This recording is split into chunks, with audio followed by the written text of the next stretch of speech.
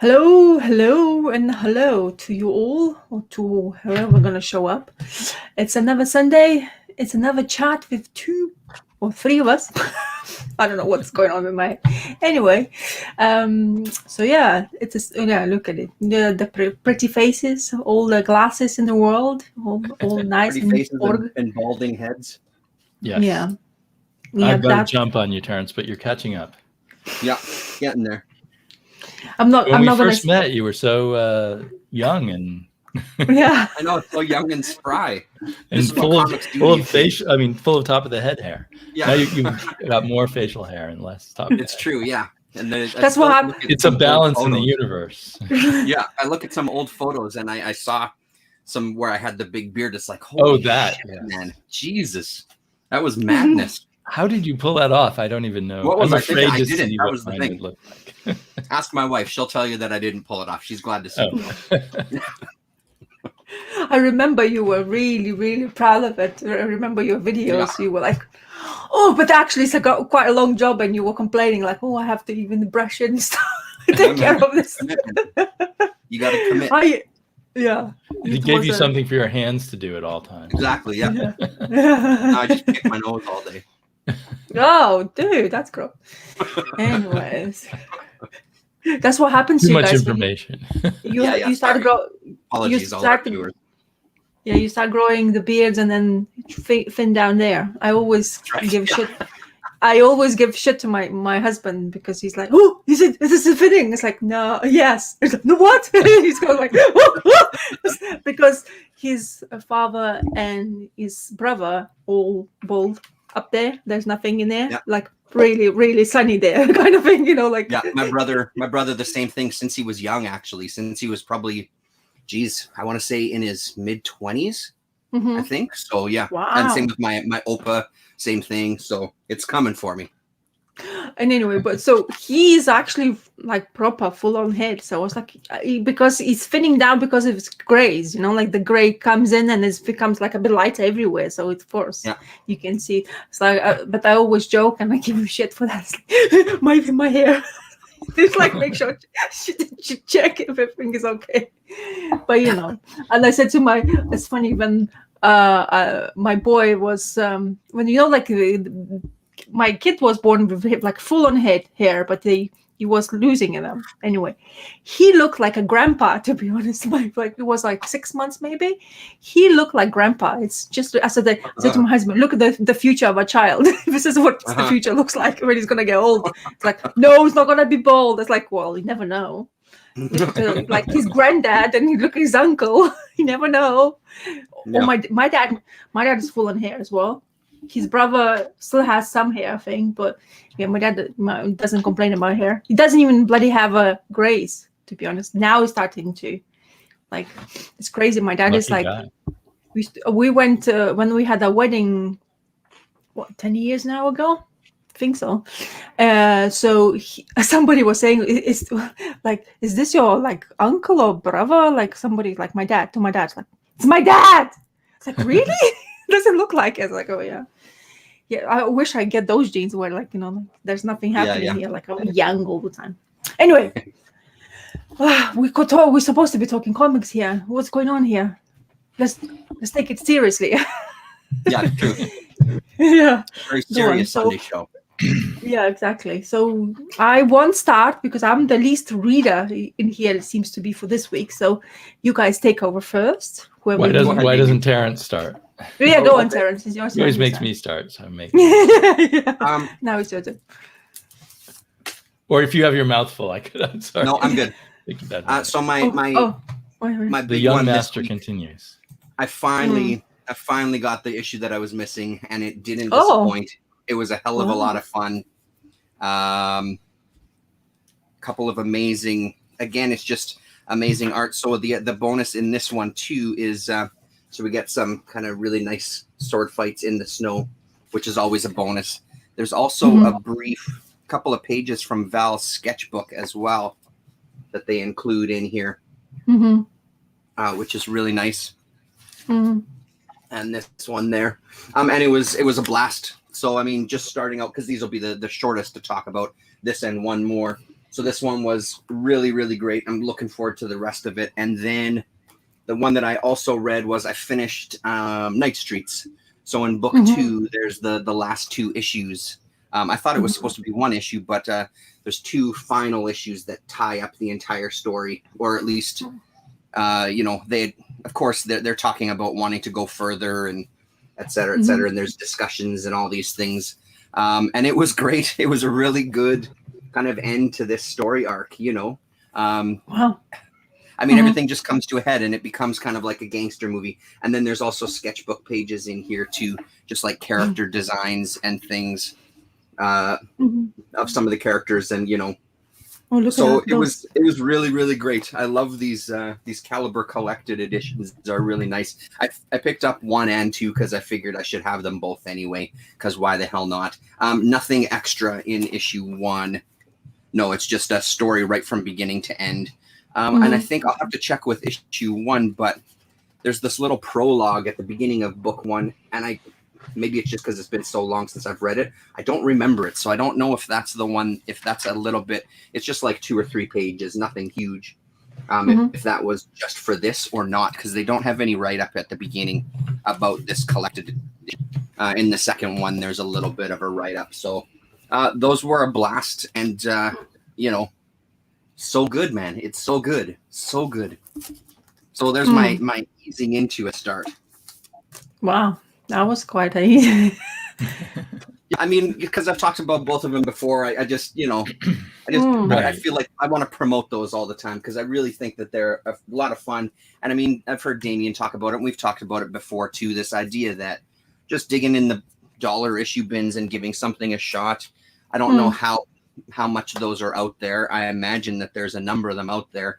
So, I mean, if you see them for cheap, give them a shot so you don't have to spend, this idea that comics are $5, $6 is like, well, you can still get good reading for 25 cents or $1 or whatever, so. Exactly. Well, and I'm glad when you keep repeating the ones that are good, because then they stick in my head when I happen to be browsing through a box and see them. Yeah. Because that's the fun of it. But if you can't remember what was good, then. Yeah, it's true. Hello, Paulo. Hello, G. Yep. 2 of our regulars. Yeah, which is cool. All the way over, both in Portugal. So. Yeah. More on Rasa's time zone. They're even an hour later than you, I assume. Yes. Portugal, So, yeah, cool. Damien, that's me. Go for it, Damien. Well, I'll start with my favorite book of the week, which was The Goon, number 13. And it's the first issue of The Goon I ever read. I was in a different comic book store than I usually go to, looking for back issues of Conan, actually, and couldn't find any that I wanted. And then I grabbed some other things, and one of them was just The Goon. I had heard, Jared Osborne and a bunch of other people talking about it, and they were happy that Eric Powell was back doing the art on The Goon. So I thought, well, I should see what the big deal is. And I have seen Eric Powell art here and there and liked it. And I just fell in love with this issue. It's kind of, and you know me, or some of you know me, that I've been craving more lighter entertainment lately. And this just really hits the spot. It's like reminiscent of old Will Eisner Spirit and other sort of Depression era comic strips and Pogo and Little Abner and that kind of thing, but combined with a super pulpy kind of storyline. So I don't even know how to describe it exactly, but there's some kind of super scientist named Dr. Alloy who actually has become a good person in our universe. But Dr. Alloys from other universes come to kill him and take over. And the character, the Goon, I'm not quite sure why he's called the Goon or anything, since I don't know anything about him but what's in this book. This guy here in the cap, and his friend, this guy here, who got his hand stuck inside a plastic piggy bank because he's obsessed with with anal openings, and the piggy bank delivers coins out its butt, and so he put his That's hand in there and hilarious. got it stuck. And the goon says, "Well, I'm not going to help you get it out." And then they're taking home their old enemy, who's now reformed, but has become an opium addict, and they're rescuing him from the opium den. And he's this spider with a hat on, and he's having delusions or hallucinations and stuff. It's just all wacky. And then the butler from the super scientist comes and says, "We need your help because these other versions of the super scientist have come to kill people." And anyway, can I spoil it? Yeah. The ending. Yeah, I mean, go for it. Yeah. it's more the experience of reading it, but I could not spoil it if you want. Basically, the guy with the plastic pig on his hand solves the problem in the end, because by putting the plastic pig between the two electrical elements, he shorts it out, and the gateway between worlds is destroyed, and the evil scientist foiled. Amazing. So it's all in the little touches, I guess, plus just the awesome artwork. I'm a little, my first reaction is, I've got to run out and get every issue of the Goon now, and I know there's a lot of them. But now part of me is almost worried, is this my peak Goon experience? Like, did I hit it at just the right moment when I needed a better comic book? And will they all now live up to my expectations? Because I had a lot of comics this week not live up to my expectations. Yeah.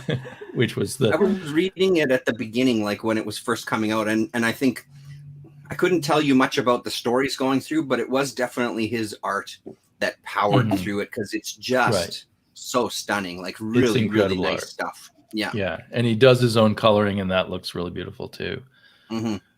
Yeah, even just like this silent page, I went through it 2 or 3 times and just looked at the art after reading it.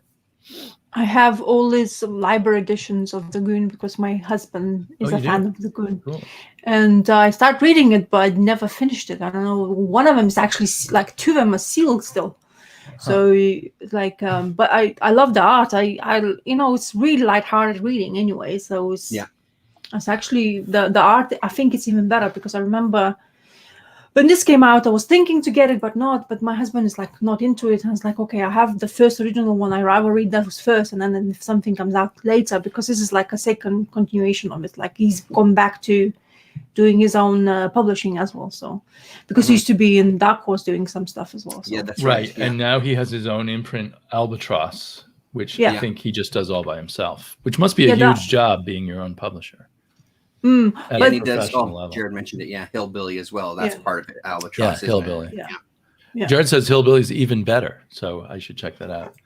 My feeling from reading this is I just want to read random individual issues rather than like plunge in and try to binge it or anything. Yeah.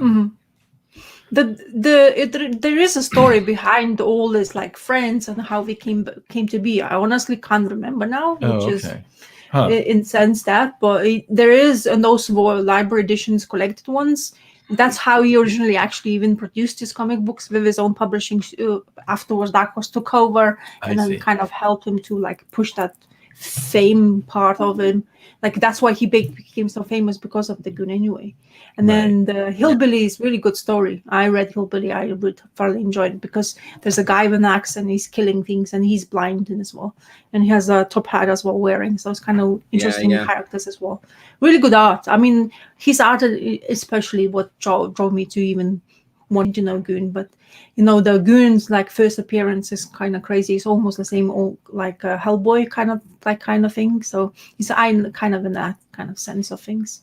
Yeah, it has a bit of that Hellboy pulp sensibility too. Yeah, and I think he touches some folklore as well in some of his stuff, what he's writing. Wasn't Hillbilly folklore? I think so. Appalachian folklore, I think. Yeah, but I haven't read it. Jared says that this may have been a peak issue for him too. So I think it was really good timing. Sometimes you're like, why am I reading so many comics? They're all kind of in the middling. Like I know that Terrence, you read the same Savage Sword of Conan issue I did, which had one little nice story by Val Mayrick, and even that, the story itself wasn't that great, and then the rest of it was really middling. And then I read all of my new comics this week were kind of middling. So when I hit this, I was really happy. And then every comic I read after it, I liked more too. Yeah. So Just changes your mind a little bit. Yeah. Interesting. So my week of reading have been really crazy. I actually was looking to see what I want to read now.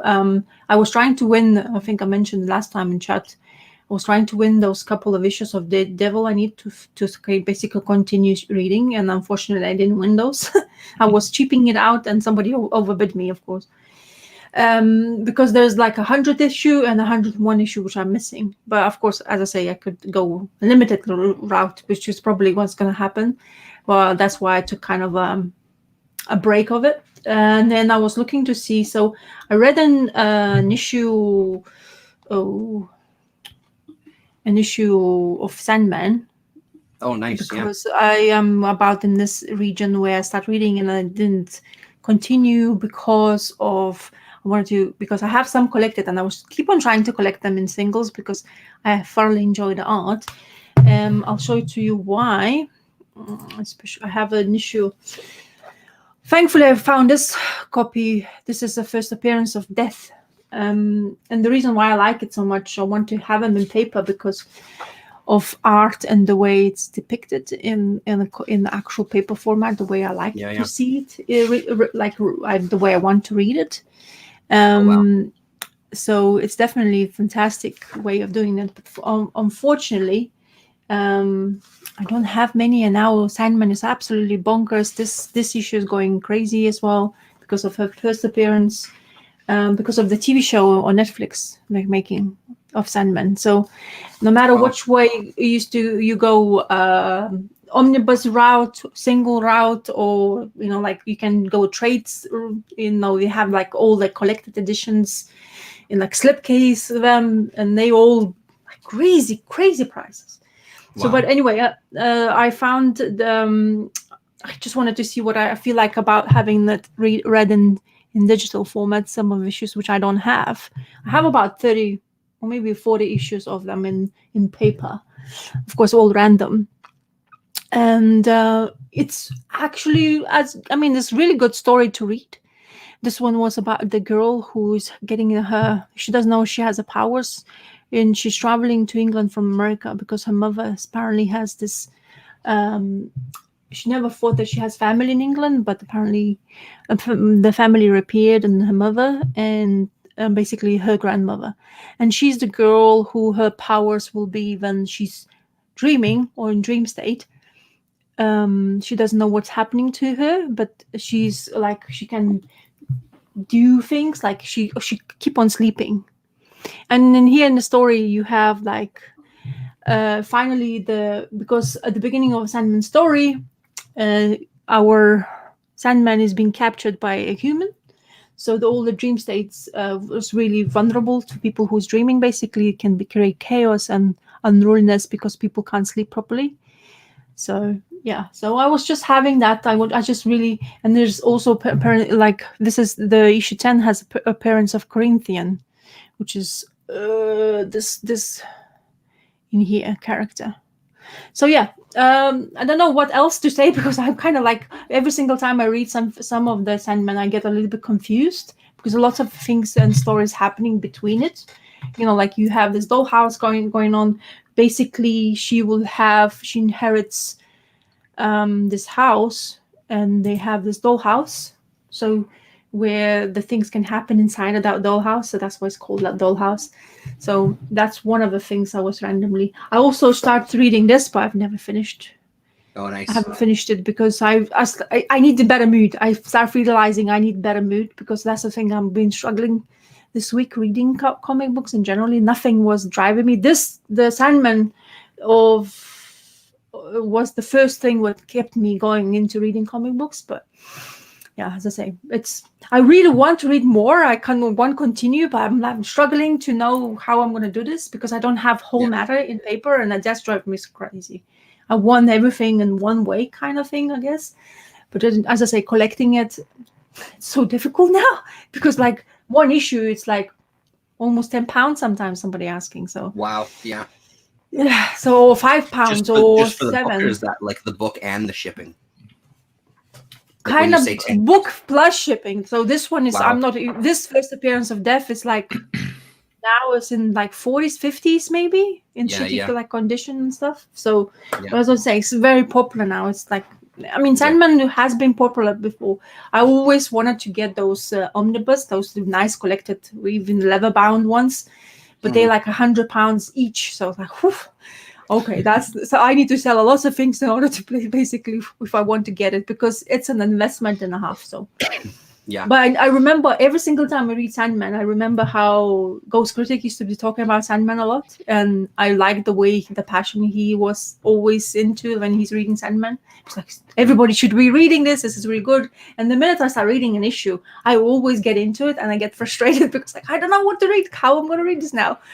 Because like you can actually, there's lots of stories, like Dollhouse has about 10 issues. Then you have some other storylines which is combines. I can maybe do that route, but kind of like I want to go in, and like I want to give a chance the fully attention of mine in order to read that. So, or I'm gonna go like crazy digitally, which is but like I like it, I don't like it. I don't know. Like, it's like with me in reading is the same thing as with digital and not digital, even though most of the things I have managed to read in digital was this week because my son is going crazy. He's picking up my comic books now. He's getting more like, oh, I want to touch them. He'll start hiding them, all that stuff. So Yeah, digital is much easier under those circumstances. yeah, it lets you relax more and you can settle into the things. But when you always have somebody running around you and, like when you want to just open, what is that kind of thing? And you want to show him, but then he wants to just basically grab it away. Yeah. And start doing this. And you're like, oh, you go like, I can't do this. I need peace and quiet. So anyway, so Mr. Crack, you there? You can. Yeah, I'm here. Sorry. I had an auction end, and I'm just responding to a couple of messages as they're buzzing through. Sorry about that. I am here though. I'm focusing. I promise. No. Is it good things going on in your biddings? Yeah. I mean, my weekend has been filled with comics, right? Because we have a friend of the family who had a collection. Her husband passed away just over a year ago, and she's kind of come to terms finally with like trying to deal with some of this stuff. So I said I'd help her instead of somebody coming in and here's $400, give me everything you got. You know what I mean? Like this way it can make her some more money. So I did 3 auctions this weekend on some different Facebook groups and sold some things independently with people that I know. And, so my world has been surrounded with comics, which is fantastic. But it's really, last night my son was over. And at one point I said, okay, Jaden, if you see me walking back to those comics, remind me that I said no. Just please help me out here, because it's just I found myself just floating towards him again because I'm going through every single box. There's probably about 3,500, 4,000, somewhere in around there. So I'm going through each one and kind of there's some that I know a little bit about. There's a lot that I know absolutely nothing about. So that's the most time consuming thing, separating them. But it's been super, super fun. And one of the things that I managed to, because I made a deal with her, some things I can keep from my collection, and then we're dealing with a percentage. But one of the ones that I've been looking for a while, it was the only issue that he had, this DC Talent Showcase, which is the first Darwin Cook work in DC. Really? Wow. Yeah, the Kayfabe guys had talked about it. It's not an expensive book from when I was looking for it, because I was probably going to get it online because it wasn't going for crazy money. It's a silent story called The Private Eye, and it's amazing. It's really, really nice.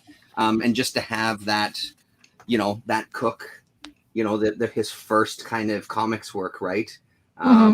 Is beautiful. And just the panels, like I said, the Kayfabe guys go through it like kind of panel by panel and break it down. I don't remember which video, but in one of them, and even seeing up here a little bit of that kind of Bruce Timm influence in that face, because he went to work on the animated series with all of that crew.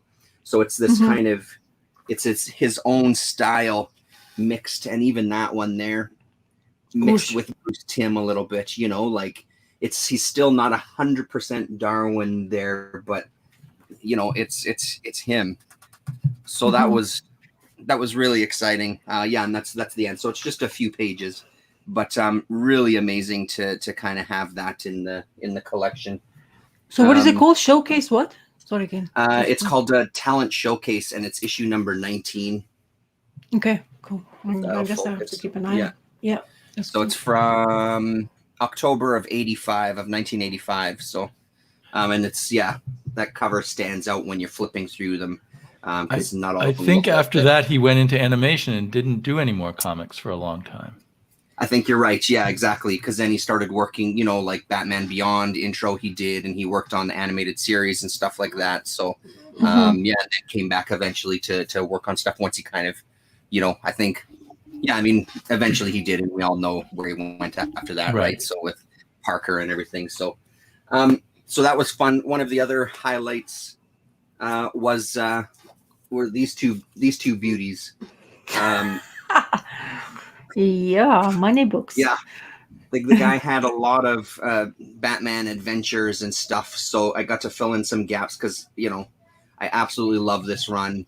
He also had some Gotham adventures as well too, and Batman and Robin adventures. So a bunch of the animated series books. So I got to complete those runs, which is super exciting for me because those shows are huge in my life, and the books are so good. So I'm you know, I haven't pulled it out of the bag yet. How it was. And he, you know, he still has the $1.75 that he paid for it when he picked it up, right? So so that was pretty great. Sorry, what were you getting? I remember the time when I was watching YouTube video and some people were talking about that book, and they were saying, "Oh, look in dollar bins," you know, like we're picking like 10 issues, like. And now you don't find that column. Like there was a time there was, but I was like, what, maybe 7, maybe 8 years ago. I think the beginning of my collecting. I think I remember seeing that. Harley Quinn has always appealed to me because of that original costume, not the blonde girl, not the what it is she is now, but the original one when she was in that full Harlequin costume. That was the one, and she was more intriguing for me. Not that, you know, crazy kooky of like so in love with the Joker, and like kind of seeing her being that kind of like she has so much depth as a character, especially the whole full background. If you actually develop the background of her being, you know, she's not some stupid chick, to be honest, but I guess, you know, Joker and all that popularity makes her who she is now. So yeah, totally. I miss the original one. It had much more appeal. It's very lucky for you, Terrence, to get hold of that kind of thing and not paying anything like the price is what they usually goes for. Because sometimes, as I say before, I mentioned I think on Twitter, the minute it gets mentioned, the Harlequin, the comic book just goes boom, the skyrockets again, and it goes quite down a little bit by a couple of hundreds, and then boom again. It's just mentioned. It's just DC. It's like, oh, Harley Quinn is probably gonna be at just probably. You just say probably, and then poof. Well, I assume that's part of your payment for helping out. With exactly. So I mean, and that's the deal we've worked out, right? So I mean, I'm keeping really good records of everything. I'm keeping good records of spreadsheet of what I've sold and how much it's sold for. But it's actually part of the other thing that's been really fun is, again, like I know a lot of the guys in the Comic Addicts. So we have a Winnipeg Comic Addicts group, and I know a lot of the guys already, but I'm getting to meet some other people. And it's cool to kind of just meet more comic fans in your city, right? I mean, as you know very well, Damien, it's just great to kind of have people in your city that are just as excited about some of the same things, and you can sit and talk to them about it. And the thing is, like with a collection this size, you know, there's one of my friends through there. He's a big Daredevil fan as well too. So there were some books that he was missing from I think volume 2, and I'm selling them to him for like dirt cheap. So there's this huge collection. I can kind of make some money off it for the person, and then also give friends of mine, like, you know, help them fill some runs, that sort of thing, right? Which is always very exciting. But I mean, just the people in town here, I gotta say, like they're really, really good guys, really, really fun to kind of hang out and talk with. So, you know, because it's not often you get to, like, outside of kind of the YouTube thing.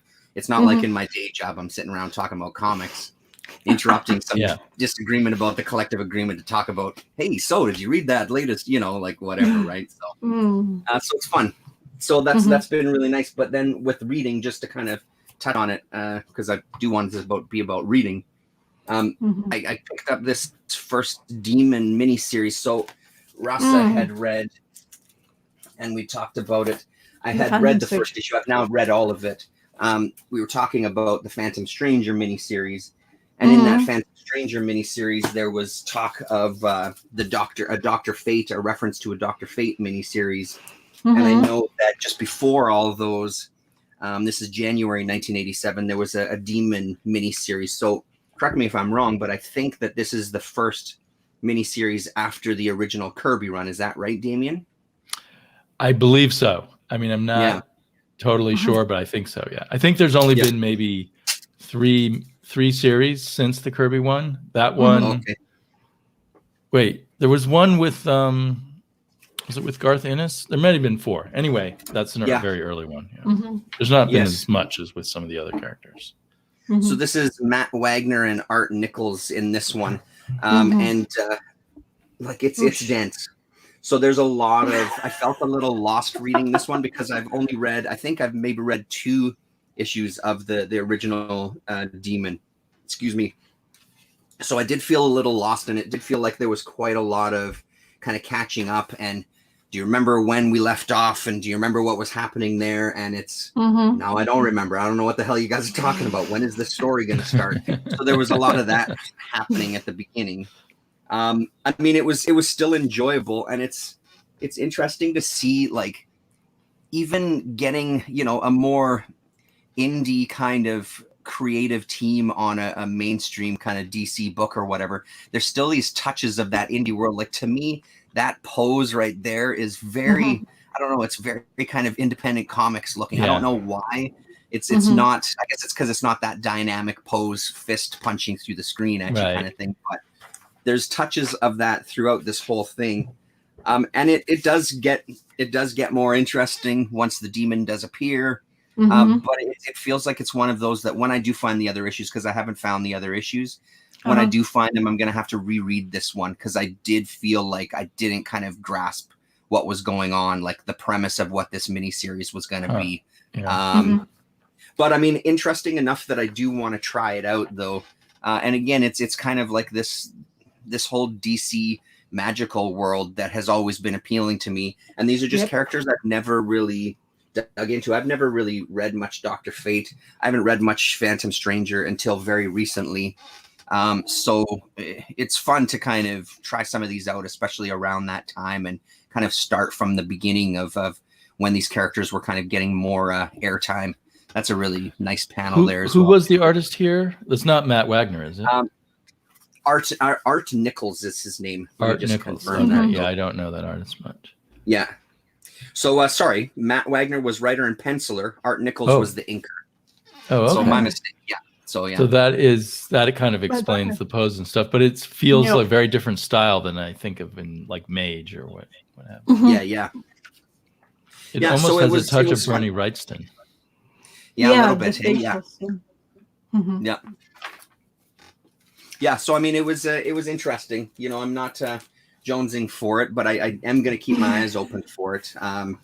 Again, it's just exciting to kind of get into that era of DC with these magical characters. I think magical lore of DC is very fascinating for me. But the only thing is, it's not easy to find them.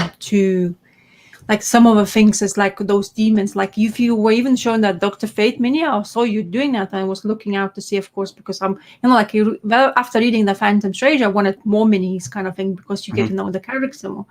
And then I saw you showing that. I was looking at, and it's actually quite pricey because it's the beginning of a run. I think I'm actually quite confused because there's there's a mini, and then there's the whole like volume of him continuing Dr. Fate. Correct. The who's the writer? Is it Mike? Matthias, James de Matthias. Yeah, there you go, Matthias, exactly. So that's what, like, when I was looking at it, I was like, oh, there's the whole like 43 issues run. It's like, so where's the mini? It's like, it's kind of difficult to even look for it. And then if I see the mini, they cut like £10 an issue for me, like the ones I saw online. They're quite pricey, you know, like those kind of things. Wow.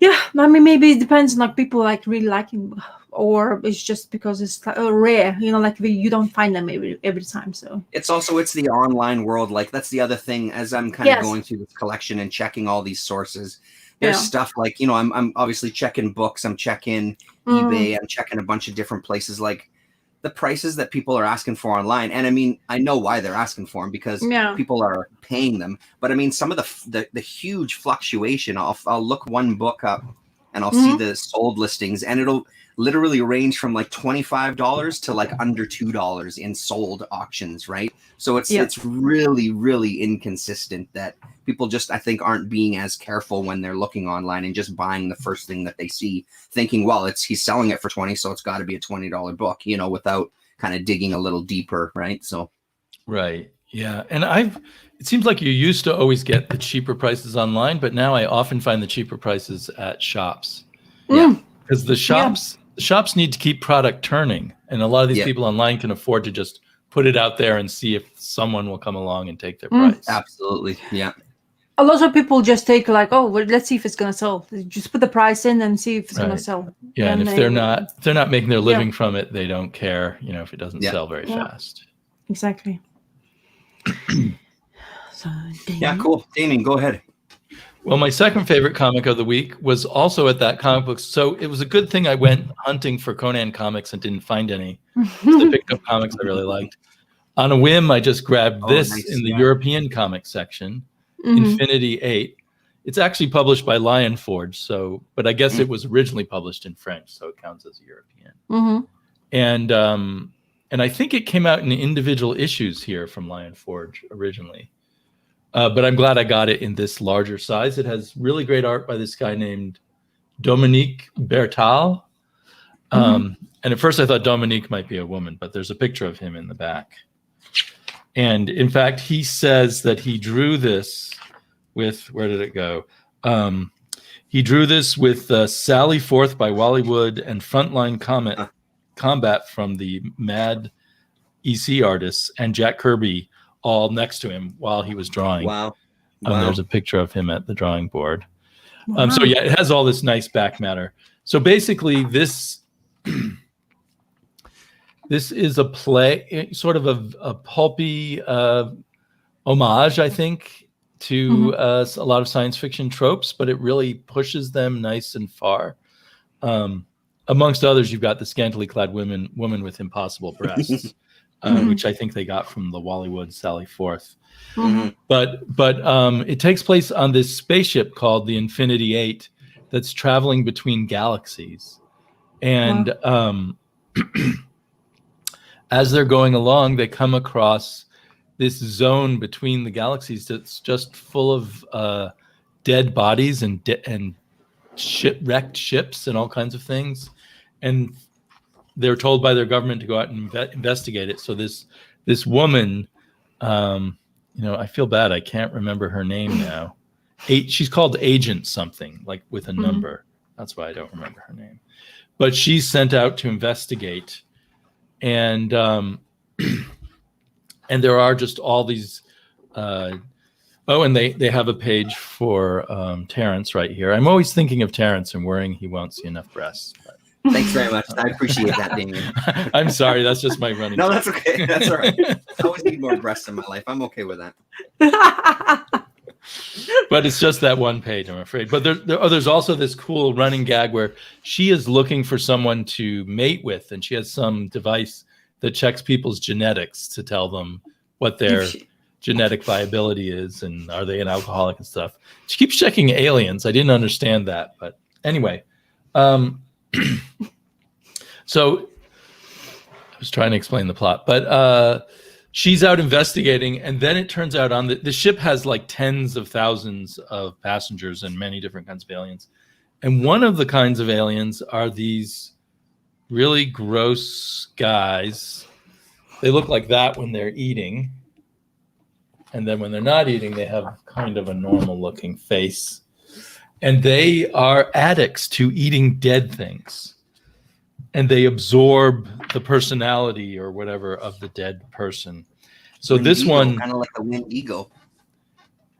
right, kind of like that. So it's a familiar trope, but 1,000 of them come out of the ship and somehow are floating around in space, eating all the dead bodies floating around in this dead zone and gaining different personalities. And this guy, that's amazing, eats the body of the greatest philosophical love poet of some alien race that was dead, this creature, and then is madly in love with our heroine, Agent X, whatever her name is. And so he's following her around for the rest of the comic, trying to get her to fall in love with him. But another one of them swallows up a dead general and then is leading the others in attacking the spaceship they come from to kill everyone on the spaceship so they can eat all of them. So they're in this they're addicted to eating the dead. And so they don't care that will mean they have no spaceship to ride home on or anything. So even though it's this colorful, lively drawing style full of corpses and maggots and stuff. So normally I wouldn't like that so much, but somehow it worked here. Looks great, yeah. And eventually she resolves the problem and saves the ship. And the other weird element is the captain of the ship is an alien who has a power to turn back time for 2 hours or something like that. So you can try a mission, and if it fails, he'll turn back time and they can try again, and they can do that up to 10 times. Whoa. So I assumed the next volume would be trying to deal with this problem in a different way. But when I researched it, it looks like each volume is a completely different story that somehow has something to do with this Infinity 8 ship, and they have a completely different artist on it. When I was looking at some preview pages of the next issue, I was not nearly as taken by the art as I was by this one. So I probably will get it, but I'm a little less excited to get it. This is one of those ones that I have not done a good job describing, but it's a really fun, lively space adventure despite all this dead bodies. It looks great. And it just maintains a sense of humor the whole time. And and it although I guess it was originally published in 3 issues in the United States, it just feels like one story. Like I didn't notice any breaks or anything like that. So I think this is really the good way to read it. And I was showing online that it has these curved sides to it, which was interesting. It's a very, very nice quality hardback. Like it always lays flat. And the paper quality is really good. Nice end papers and all of that. So and it costs. And it's again? Sorry. What company was it again? Lion Forge. Lion Forge. Okay, yeah. It also has Comics Burrow and the Magnetic Collection listed as kind of publishers too. I don't know what that means, but I think Lion Forge is the main one. And it's only $20 for this hardback in full if you pay full price, which I did because it was at a comic shop that I don't normally go to. But online, like for me at In Stock Trades, it's 30% off.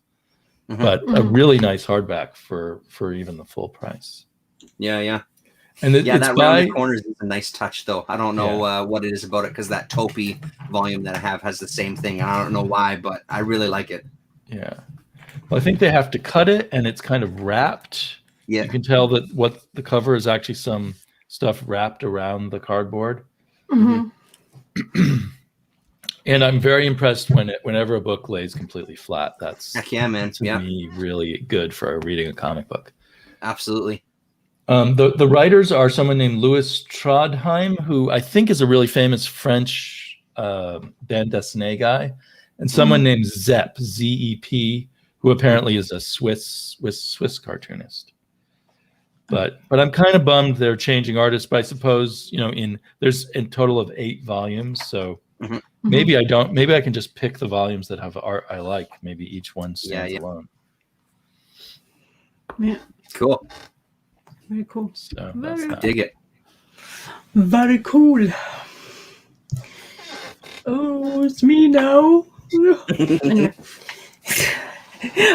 So throughout my mood swing adventures of reading or finding something to read, I actually really care to read.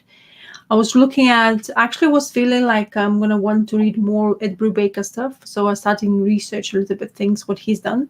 And somehow I stumbled upon that he was doing some Hawkman issue, actually. So, but of course, didn't find that yet to read kind of thing. But what I did is, this is a book of Jeff Johns and Robinson's volume of Hawkman, or the beginning of James Robinson, and it has amazing covers of the series. And it actually, I was reading previously a JSA issue, issues written by Jeff Johns, and I was really wanted to basically maybe read something different this time. So Hawkman is always I always like to venture into DC world and discover the characters, and Jeff Johns has never been something I kind of discovered yet, but the lore itself is kind of fascinating because of the premise what these characters have behind them and the history. Also that Brubaker Hawkman issues number 22 of this volume. I think this volume is 4 or 3. I'm not sure. So yeah, and apparently it's just going back in time with Brubaker, and actually Sean Phillips is drawing that issue as well, which is I'm looking forward to. Hopefully it's going to be in this volume. So there's 2 volumes, so I'm reading book 1. And so far I've read 8 issues of this. And whatever I've read, it's actually really good. I'm really glad. The art is great. So the artist is... so James Robinson's... Jeff Johns, writer and story creator, James Robinson's story creator, and Rags Morales... pencilers, but also there's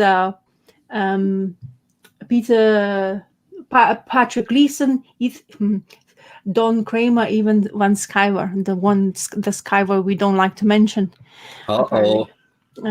Anyway, but he's been very prominent in that era of DC anyway. He's written a lot of and drawn a lot of Green Lanterns, of course. That's what he's famous for. He worked a lot with Jeff Johns, I think. Yeah, exactly. And that's Andrew Robinson's cover art, which is absolutely fantastic. I love that. Watercolor. Really nice. It's a beautiful stuff anyway. So the story in here starts kind of crazy with beginning of Hawkman is trying to be like a hero. And a lot of things were in this world was so far I've read, they are concentrating on Kendra, as a Hawk girl. Apparently Hawk Girl and Hawkman and Hawk Girl had a let's say resurrect themselves, so they have limited amount of lives and they resurface into other people's. So basically their memories goes to resurface in other people and they become Hawkman and Hawk Girl, as far as I can understand. So Kendra is a 19-year-old girl who supposedly, now she's a new Hawk Girl in here.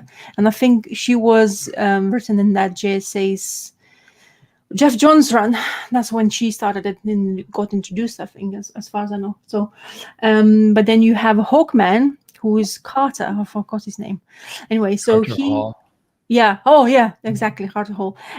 So, and then... The story in here with the Hawk Girl is that she doesn't remember those past lives, and then the great history between Hawkman and Hawk Girl is that love story, because that's how they keep on resurrect themselves and have many lives. So now, while Kendra is a new Hawk Girl, she doesn't have that love for Carter Hall, and he's struggling. And a lot of what is interesting in here, there's lots of friends of Hawkman's comes in, and he's like, "Do you realize that she's 19?" She's a really young girl. She doesn't know what's going on here, and that part was interesting. But what I really liked is that kind of Lara Croftian type of the story beginning of it, where we went into this helping this museum in San Roque in New Orleans. I think that's what the place is, where the main town of events happening, and they basically helping this archaeologist guy who is basically looking for this jewel. And it's really good start of the story. It has a lot of pace. There's a lot of action and fights happening, which I thoroughly enjoyed reading it. And then that basically what kept me reading throughout this week. So basically I only read those 8 issues throughout this whole week of reading.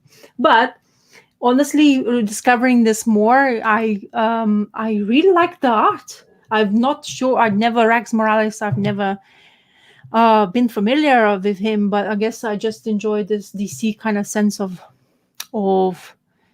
art style they have. So yeah, the lots of things happens. Of course, they win. There is this jewel in India where they want to discover. It has these creatures which really made it. And there's another cover art which is absolutely fantastic. Look at this.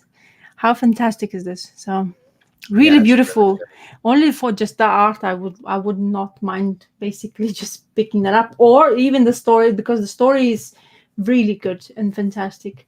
So lots of the story, it seems to be all the characters gonna be involved with the history, because even this museums, I don't know what they call it, people who taking care of the museums. Anyway, his great granddad was even knew Carter Hall, the Hawkman, and the Hawk Girl as well. So it's generational things.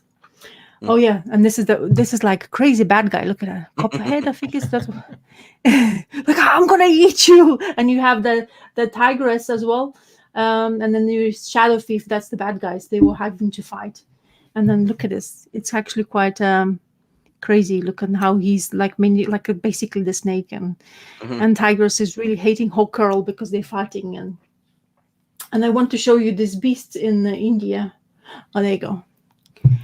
So there's by touching this jewel, they entered in this different dimension, and by mistake, because of that's how you basically can use this power. And it's one of the gods of India who is in charge of that. And then there's this elephant soldiers basically, and I just, as I say, it's really, as I say, very like Lara Croftian type of the reading for me. It was, I like that kind of stuff, archaeological history kind of things, and then you in other issues they were going across the Egyptian part, when of course they were part of the Egyptian gods, or Hawkman and Hawk Girl. So that's really cool part of the of this universe, which I thoroughly enjoy discovering. And by mistake, by looking for one thing, I found another thing, and then suddenly, and I'm really looking forward to reading that issue, which I'm gonna probably next week we'll talk about, because I'm gonna continue, because there's 2 books of them, and I have both of them now. So because after reading this and seeing all this art and seeing this whatever happens, and what fascinates me as well, we buy recent issues of comic books and there's no background. In here you have plentiful of it. It's like full on, like camera shots, of everything, whatever's happening behind, not like just empty colors or whatever, like you were in like some sort of like a afterlife, always talking to somebody else. So you're really good. And there's also Green Arrow turned up now. The next issue which I'm reading, which I'm really, really happy about, which I'll show you why. Okay, where are you? I wonder what happened to Rags Morales. He was a big star at DC. Yeah, now he's just gone. And then my next issue is going to involve Dr. Fate. Yeah, cool. So nice. I am actually really happy about that. So it's something I will discover the character in here. So we'll see what's going to be in the story. And as I say, more the way they resurrect themselves, the way how many lives they have, and what kind of things. Like apparently him, the Carter Hall, the guy from the famous. Oh my god! Now I'm not gonna say the name properly of the place where they get the power. Thanagar? Then yes, Thanagar. So apparently some guy sacrificed himself for him to get the body of being a Hawkman. So I was like, oh my god, somebody just like, okay, I need the body, but you die now, I'm gonna take over you. It's like, Jesus, kind of thing. And then they have this nymph metal. That's what gives them a flight or the powers, which is another thing. Is cool to discover. I haven't really realized it. So yeah, as I say, really cool. DC book I've not read yet. I've heard quite a few like good things, and it seems to be. That was the time when Jeff Johns really took over DC quite a lot. We've written a lot of Green Lantern, then Jesse, and I think didn't he written every single character of DC in that time when he was like on his Seems hype? that way. He had the Teen Titans he was doing. He had a run on Superman. Yes, exactly. I was like thinking, did he do Superman? And then I think Batman might be the main thing he never didn't do. Yeah, that's the thing. I've never. Yeah. So yeah, so it's I kind of like this run is honestly really good. If you are told like archaeological, the fact that archaeology or history part is really interested you, this is good. I mean, and I want to see what's going to happen with Kendra, because she's like shoving him away, like I'm not interested. I'm not here with you. I'm gonna be Hawkgirl and Hawkman, but this is not love interest. We're not gonna be known for that. And then the only thing she's now caring, because apparently Kendra's parents were killed, and there's the ongoing story behind this as well of those adventures we're doing, is she's trying to find the killers, because they died, this like mysteriously died, and nobody's caring, like police people don't even investigate.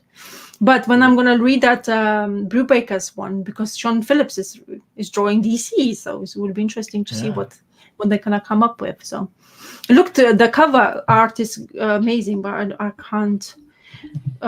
Maybe while you talk, I'll find it. I'll show you guys how does it look. I think there's a number of hidden gems of Hawkman throughout DC history. Like there was a Tim Truman run. And there's another one I found that I really liked, but now I can't remember what it was. And then there was a very recent one by Robert Venditti as the writer that was really good.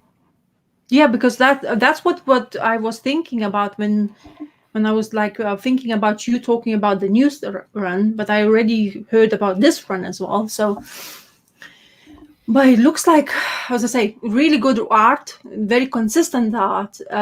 Even there's some of the, I think supporting, like I said, that Van Sciver is going to be there, and Peter Gleason I've already saw, and editor of this run is the another guy, Gleason, and they used to be doing the Superman run.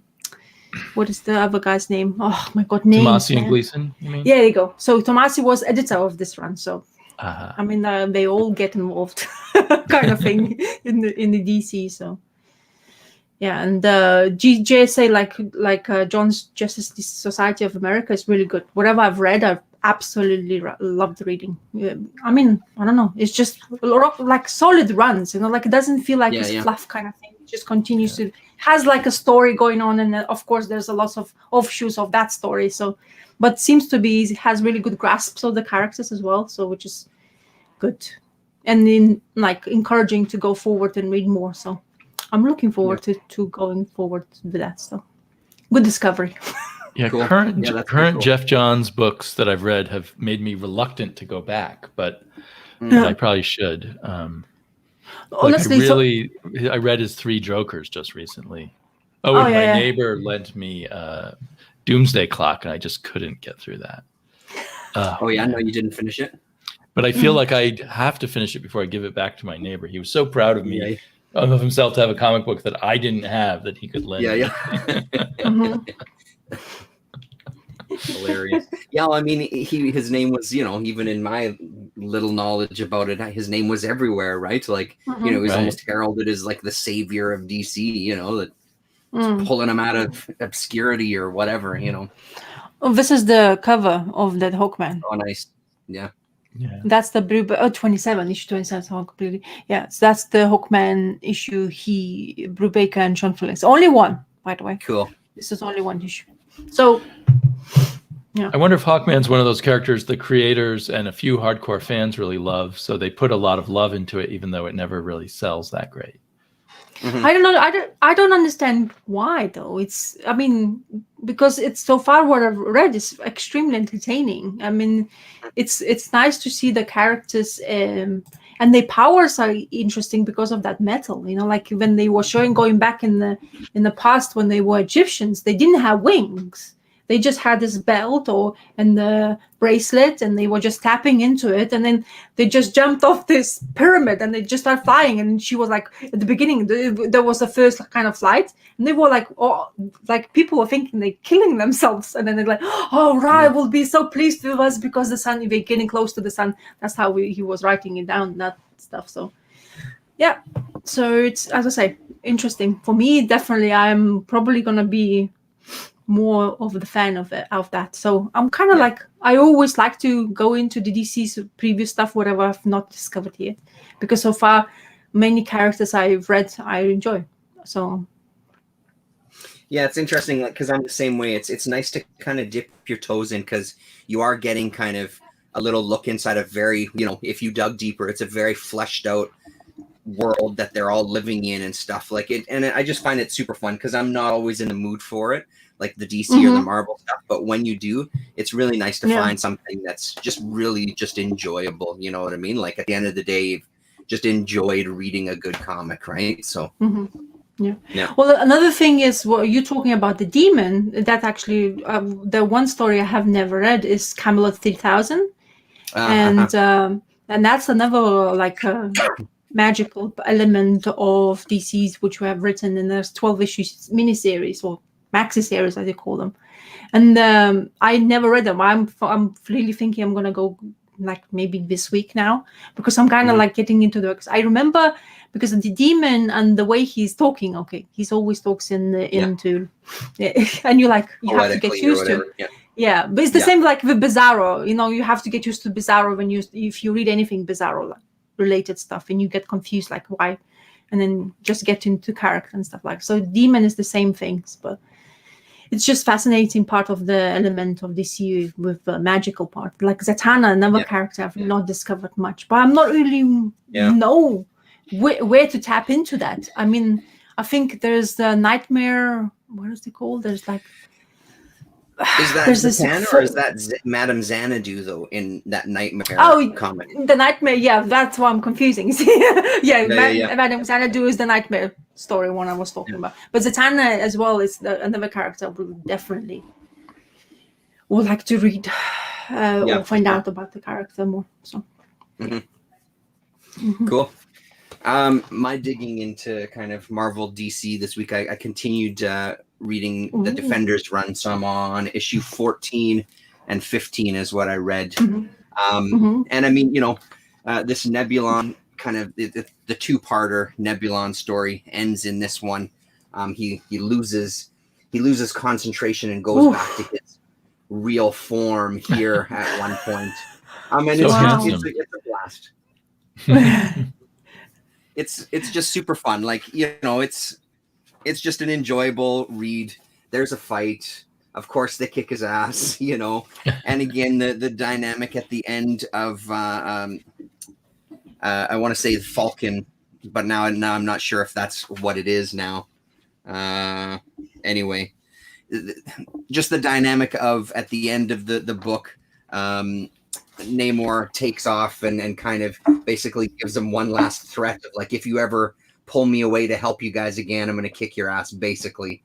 Not really wanting to be part of the team. And this, that is kind of a fun, we'll see if it gets a little dull after a bit, that continual infighting. But there definitely is this sense of a group that doesn't really want to be a group of these real kind of individual powerhouses, even though Hulk at this point is kind of, you get the impression that he enjoys being around the stupid magician or whatever, so he's enjoying kind of being part of the team, but he's constantly putting them down and, but I mean, it was just, it was a fun read. Everybody fights.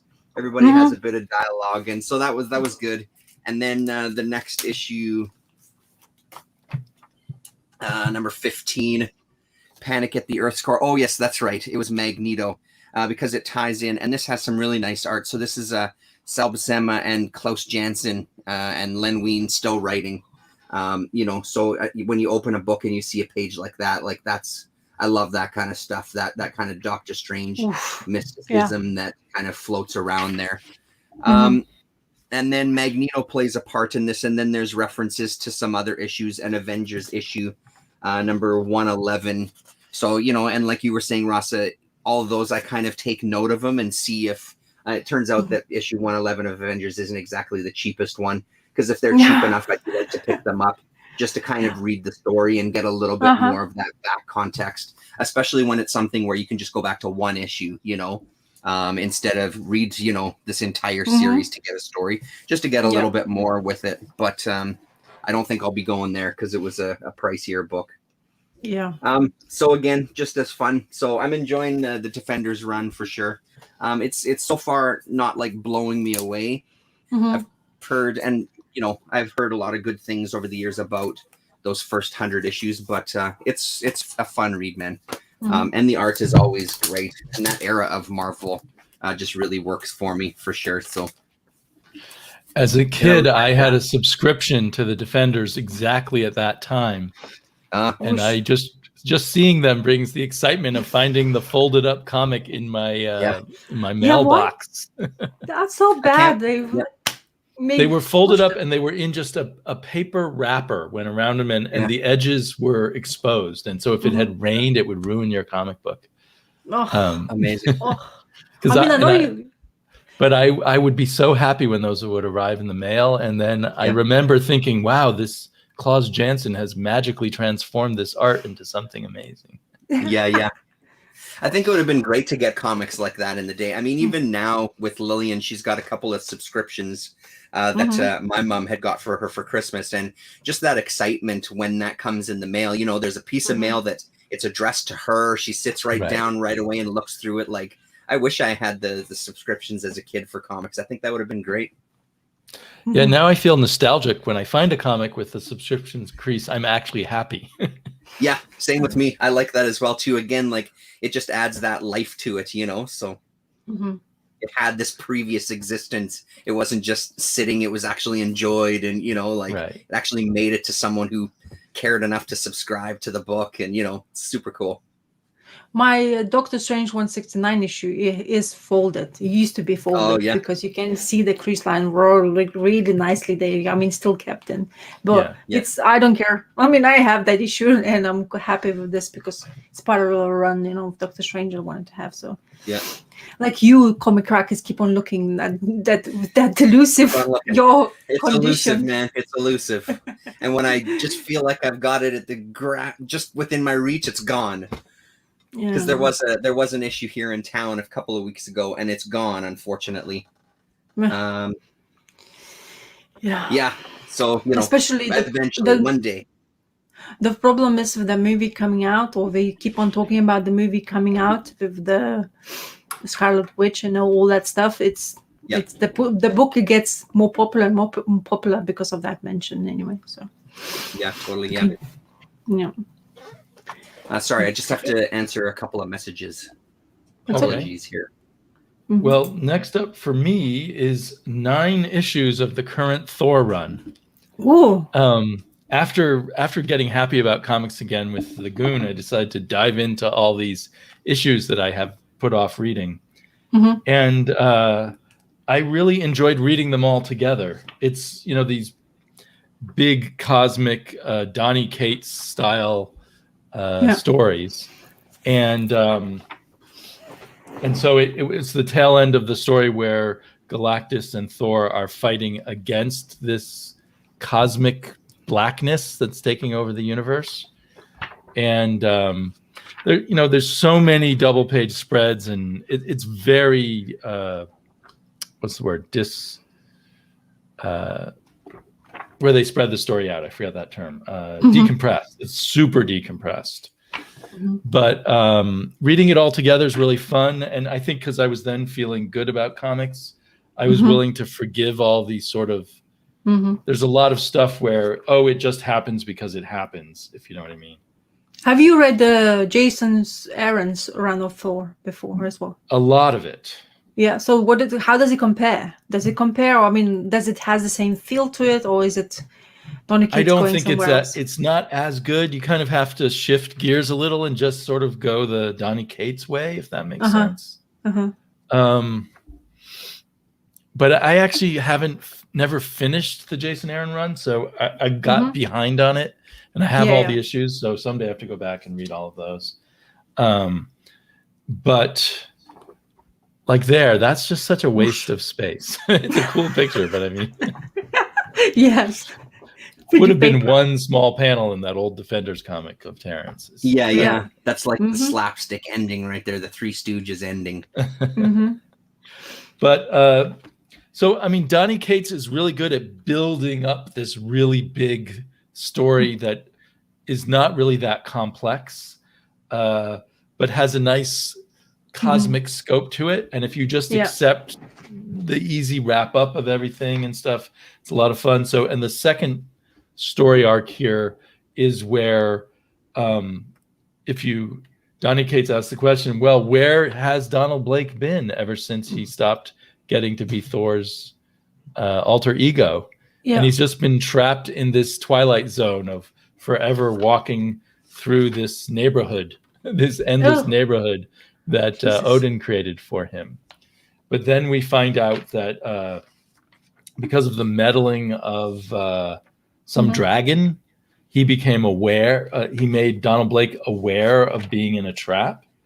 So Thor decides he needs a vacation and decides he wants to trade places with Donald Blake for a day and go to Donald Blake's nice, happy place while Donald Blake can visit the real world again. But when he gets there, he finds it's all devastated. Donald Blake became evil. He went insane and became evil and destroyed everything in this sort of Twilight Zone paradise that Odin created for him. So I'm a bit confused with Donald Blake now. So I originally thought, was as much as what I read, that Thor was pretending to be Donald Blake, or is that not something happened, or he just took over the body of Donald Blake? I used to think that Thor was reincarnated and lived an entire life as Donald Blake until he found the cane and then discovered who he really was. That's what I used to think, but I don't know. But what Donny Cates says in here is that Odin created this construct for a short while for Thor to learn about humanity and humility as Donald Blake, but somehow he's a subtly separate creation of Odin's that has to be stored somewhere when Thor's not using him. So that's what this Twilight Zone kind of friendly neighborhood, endless friendly neighborhood that he walks around in is supposed to be. So I assume that's all made up by Donny Cates, but I don't know for sure. But that rings something true, because I remember there was the time I was reading a story where Odin was pissed off at Thor because he's being like, oh, I am going to be a future king, that era of him where he's been drinking a lot and stuff like that. And I remember clearly him being like, to teach him a lesson, like Odin always teaches him a lesson, gives you that, or you can't pick up this one, or take it out of the Mjolnir and all that stuff. Maybe that was what he did as well. It could have been, because I remember somewhere I read that he did something to him that he needs to go to Earth and just to be a human kind of thing, to know what he. So Odin was always punishing Thor. It seems like more than he's punishing Loki, which is funny. But, so there's the ideal world, and then there's what Thor finds. So somehow Donald Blake has tapped into all this Asgardian power, and he's stolen all the power from the dragon that originally woke him up to cause trouble. And now he has come to Earth, or actually originally he comes to Asgard and later goes to Earth. And let's see, I'm going to show you here's what he looks like now. He's gone wild. And so he's using, along with all this Asgardian power he's stolen, he still uses his surgeon's skills to slice and dice people. And this is his magic cane that turns him into Thor. But at the end of the first issue of this, he breaks that cane. Whoa. So this arc is much better than the one with Galactus. It's that sounds kind actually of really good. a cool play on it all. And as it develops, there's a lot of fun things, like a lot of fun characters are introduced. And it's kind of fun to see this Donald Blake person who once was a normal human being thrashing all of Asgard. It's not clear, though, how he can steal all of the Asgardian power. But then he comes to visit Jane Foster. And that stuff is really interesting. But all of it, in this Donny Cates way, he kind of develops a little bit, and then he just moves on. But there's a sense that Donald Blake still loves Jane Foster, and so he doesn't. I don't know how much I should give away. Maybe people will still want to read this, but so Jane Foster plays a big role in the story, and so does Frog Thor, and I really enjoyed Frog Thor. Yeah. And Frog Thor is teamed up with Lockjaw, who's always been one of my favorite side characters. I mean, and they've been in some jokey comics called the Pet Avengers together. Really? Which I read with my daughter at some point. Maybe when your son gets a little older, or Yeah, maybe definitely. Lillian would like the Pet Avengers now. Yeah, probably. Yeah. So yeah, there's tons of good stuff, but it goes by really quickly. And it's leading up to kind of a big battle again, which is less exciting to me. Though there's a crazy scene where, can I spoil a little more? Donald Blake swallows Frog Thor, but then Frog Thor comes back out of his mouth. So he combines in just kind of a fun, light way horror elements and stuff like that. So I'm really enjoying it. And then the most recent issue that came out this week is the penultimate issue of this arc. But I'm kind of hoping he'll continue to play with this idea of Donald Blake a little more. But I am also sort of, by reading them all together and realizing he's kind of a shallow writer, Donald. He's a fun but shallow writer. By just accepting that. Odin also comes back, which I didn't realize. I thought Odin was dead, but I guess he just relinquished his power to Thor and made Thor the king of Asgard, but he's still around. But Jane Foster, she was really well established by Jason Aaron, and she's still a really good character. It's really fun. The new Jane Foster, because Jane Foster back in the Kirby comics, unfortunately, was not much of a character. So, and it's got great. The artist is really good when he's doing the cosmic. It's Nick Klein, really good when he's doing the cosmic and Asgardian stuff, and kind of boring when he's doing the regular Earth stuff. He needs those big panels. As a general recommendation, I would say find these in the dollar bin or something, and then you have yourself a really great read. I mean, I'm buying them as they come out, but they definitely read better, I think, by just reading a whole bunch at once. I read Donny Cates' Venom for a bit, and I felt like kind of it had that oomph and then like excitement, and then it just weeded out suddenly. It's like it just like goes up, and then it's like oof, it just goes a little bit. And he does. I think he's trying to build like really big story, but I don't think he gives you that kind of sense. Like you get sense of the big story, but you don't know when it's gonna come. And it seems like he doesn't know when he's gonna do this. So he's kind of like issue by issue, kind of realizing what he's gonna do. So it's the same with Venom, with like that Null character who's like quite big in it, and he's there, he's gonna get involved, and then now there's like this big event that happened, isn't it, with that guy, Null guy as well. King in Black or something. Okay, exactly. So which I've not read. I didn't follow through with that Venom anyway. So I wanted. It was interesting at first because Venom has always been kind of like a good actually villain for Spider-Man. I always enjoyed Venom. I always end up flipping through the King in Black comics because those covers on all that stuff, they are phenomenal. I really, really enjoy that cover. I've never picked up an issue to read it, but I always end up flipping through them on the rack, and the interiors are still really good too, but nothing beats those covers. Those covers are really exceptional. Yeah. Well, I think Cates is going by the seat of his pants, especially with all that Venom stuff. It probably because Marvel keeps, why don't we spin this off into a big event and this and that. Yeah. So I think he has a lot of talent, but it is kind of seat of his pants.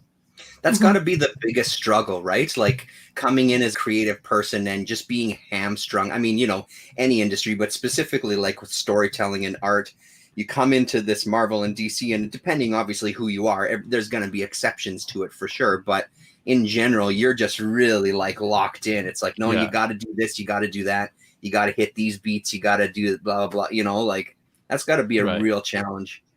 Well, and when he came into Marvel, he'd had some really good indie books. Each one was like maybe 6 issues.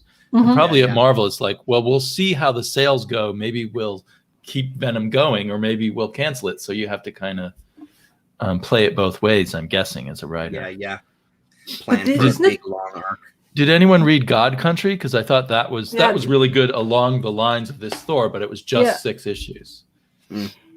No, I heard because when God Country came out, and there was this like, you know, those single #1 issues just jumped into because everybody was raving about it, and I never was able to pick it up afterwards.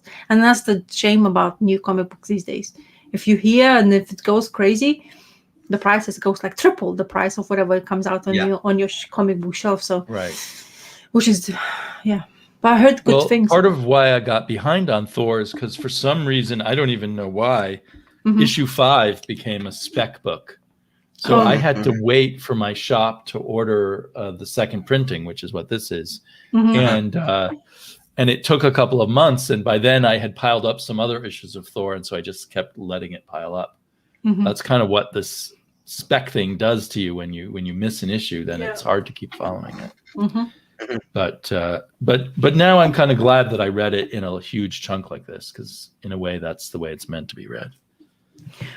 I have not read more comics, but I wanted to ask Damien if he picked up this. I did. And I wanted to see. So you haven't read it yet? Oh yeah. No, I haven't. I started a couple of pages, and this is just crazy good. I mean, I've got it waiting at the shop as part of my pull list, but I still haven't made it. I think it might be this art may be, with the kind of coloring style it has, maybe even better on your tablet. You think so? I mean, I loved it on the page, but it looks really nice there because the coloring is so complex. I feel like some of it may be lost in the print. I mean, I still enjoyed it a lot. Also, I'm really unhappy about the square binding, which means it does not lay flat.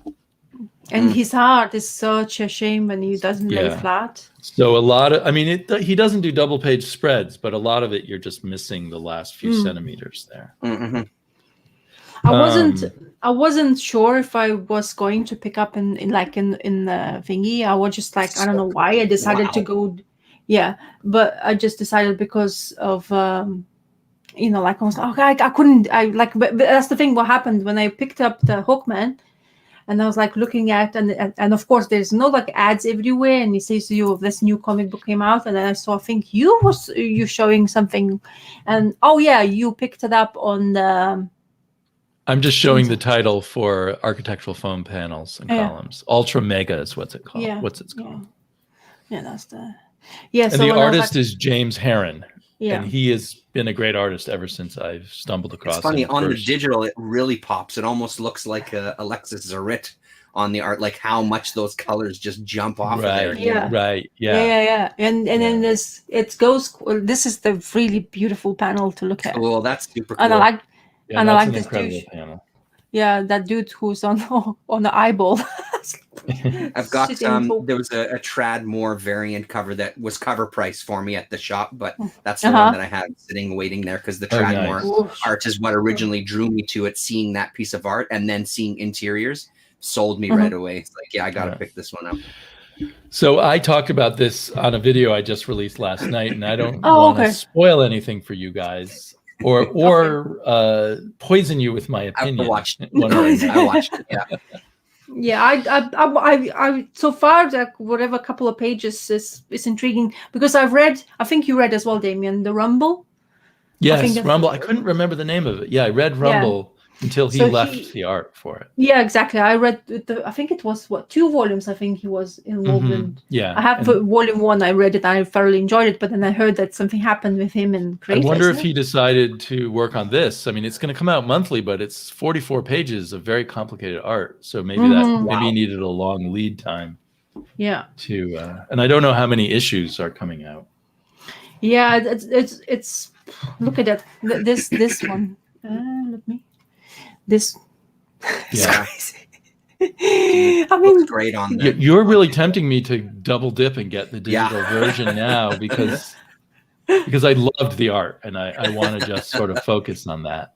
Yeah, because you just want to look at those demons. Look at his creating. And to get the panels close up, that's got to be nice. And look at he has this tongue goes out. A lot of intestines in this book. Yeah. Like this one, for example. Anyway, it's really cool. But yeah, I haven't had like, because when I decided to do it, as I say, I'm going crazy with my bonsais. It's springtime, a lot of repotting, a lot of touching earth and getting good vibes, like juju vibes from the trees. Apparently, if you hug it, you'll get all the good emotions. So I'm trying to do that. Anyway, so I didn't have time enough to read. I started reading it before we were going up, and I was just looking at, and I was like, okay, you're supposed to flip the page now. I was like, because the colors. I am a sucker for those colors, to be honest. In that cover it's sort of art a trend right now, it seems. I don't know, but I just really, it's really good when you have those 2-dimensional colors in there. So I should show to my husband, because he's into doing stuff like that graphically anyway. So, and he loves colors, but when it's used properly, he says. So, So yeah. Okay, so I have this is my reading. I mean, I should mention this, but not in a. I tried to read this, Carmen. Oh yeah. Yeah. So I'm interested that you had trouble reading it. There were the panels or the caption boxes where he talks abstractly about dreams that I was not a fan of. Did that caught you up, or was it the? No, actually, the dream sections I actually really enjoyed. Oh, you enjoyed those? Okay. Well. And I really enjoyed this panel where she was a girl and she's waiting for this boy to come into school. I was like, okay, and this was coming in. I was like, okay, that's really nice. But then this scene, I think that's what drove me a little bit. I got a bit of too emotional, I guess, when she decides to end her life. Yeah. It's a heavy story, it's not a light read. And then that girl appears and she's like sobbing and she doesn't realize it. And then you realize what actually she still thinks that she's okay. And then you see that scene where they leave, go for a walk. And that just like, okay. And afterwards I stopped because I saw that blood. And I was like, I guess as I say, this is remember that comic with those clowns, where it's also very heavy storyline, but I was into it more. But this one kept me like, no, I can't do this. It's like, it's just too emotional for me. It's like I left it aside and I thought I'm going to come back to it. And art was phenomenal. I think that's why that emotional part, when she's basically here, this panel, when she's going completely like crazy, that's just like, okay, I have to leave this aside. I was just like feeling maybe a little bit overly emotional. So I just left it and I just didn't finish reading. So I'm even hesitating now after flipping through a couple of times, because this killing people, like people killing themselves, and it's heavy. It gives me a little bit. Yeah.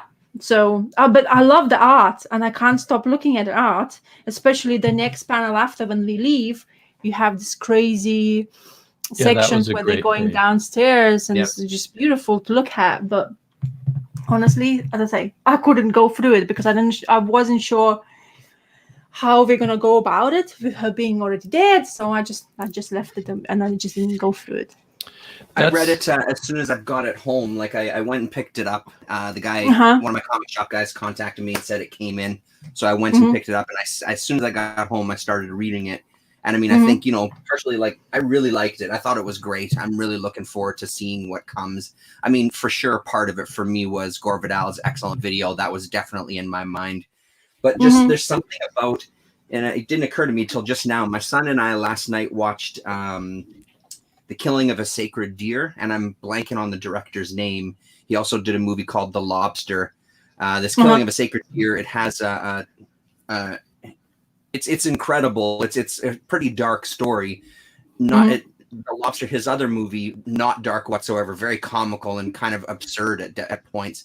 This one was a real turn to kind of darkness, but there's a lot of, and it's reflected in this as well too. There's a lot of like these overhead shots which you don't normally see. It's again, this kind of like out of body experience even as a reader, right? Like where you're watching the scene as it goes. Like that bathtub thing is a good one. When they're going down the stairs, you're getting that kind of overhead look. There's a couple I think that stand out to me from that, but it didn't really click until right now though. That kind of not the usual kind of paneling, not the usual kind of layouts to some degree, right? Yeah. I thought it was great. The art is definitely mind-blowing to me. And just the movement and, almost the rubberness of the facial features. And then even like these lower shots as well too, where you're looking up at the characters. And that background is kind of spiraling and, like really gorgeous art. There was something about it that allowed me to feel emotionally detached from her suicide. So it didn't hit me that hard. So it's interesting. It would hit different people different ways, I guess. Yeah. I guess, I almost got distracted by all the fancy art moves he was making. Yeah. You know what it was? It's that positivity of the little girl when she was waiting for a friend and how she was there. And then you have the same kind of situation, that love triangle. And she's basically, how people can change in the flick of an eye kind of thing. That's what made me feel like a little bit uncomfortable because, That makes a lot of sense. You're going from the happy innocence to 10 years later, she's killing herself. Exactly. Yeah. So in that sense, it's just happened in between, and it's how a person can grow into it, and what other people gets influenced. Like you get influenced by other people and stuff like that. So it's just, as I say, it's really absolutely amazing the way the person created a comic book, as like art wise, definitely fantastic. Everything looks so fluid and like. It seems to be it's a breeze for him to do it. And then all the characters and the emotional parts are really good. Just noticed this scene, which I think I flicked through it, which I really liked. Yeah. Because I scrolled through. I didn't read. Basically, what I did after that panel, I just went and scrolled through because I wanted to see what he was doing, kind of thing, without reading and seeing just to enjoy the way she's. The motion, the way she's starting to fly, and that's really beautifully done, as I say. So, as I'm flipping through it now, I'm thinking in some way maybe he's showing off and making the other artists feel bad that they can't do something so amazing. Yeah. Just looking at how he drew the bathroom. I mean, the bathroom alone is just really, really hard to draw the way he's decided to do it. And he has a puddle of blood with a reflection of the bathroom in it. So much effort put into it. For sure. But I'm wondering, because there was so much talk about dreams at the beginning, I'm wondering if she really is dead. And I'm wondering if we're going to get some kind, not It's a Wonderful Life, but something like that where she will choose life at the end. I hope so. But who knows? It's really hard to know where it's going. As I say, but lovely that even at the end of the comic book, you can see the extra pages he showed how he created the panels, and you can see his work in here, like like the black and whites and pencils, the background, all the city, which is really hard to do and stuff like that. So but that's another thing which I like to say. I notice more and more now. I keep on talking and talking to you guys. The way my comic reading is, I am. Depending on my emotions and how I want to see what what's going to drive me going forward to read something. And that's why I read so many different things. And then in a way, I'm actually quite happy because I don't tend to just want to have one thing, like consistently grabbing the same title kind of thing and reading that. I like that I can go from whatever to whatever, and tend to now just do like DC and Marvel lately because I'm tapping more and more into what I have actually in my collection. So I actually like so many things, I picked it up and I've never touched them. So it's nice to get into that and also discover something like creators like Brubaker, as I said, done something, and I discovered the character I've not read about before. So in that sense, I like that as well.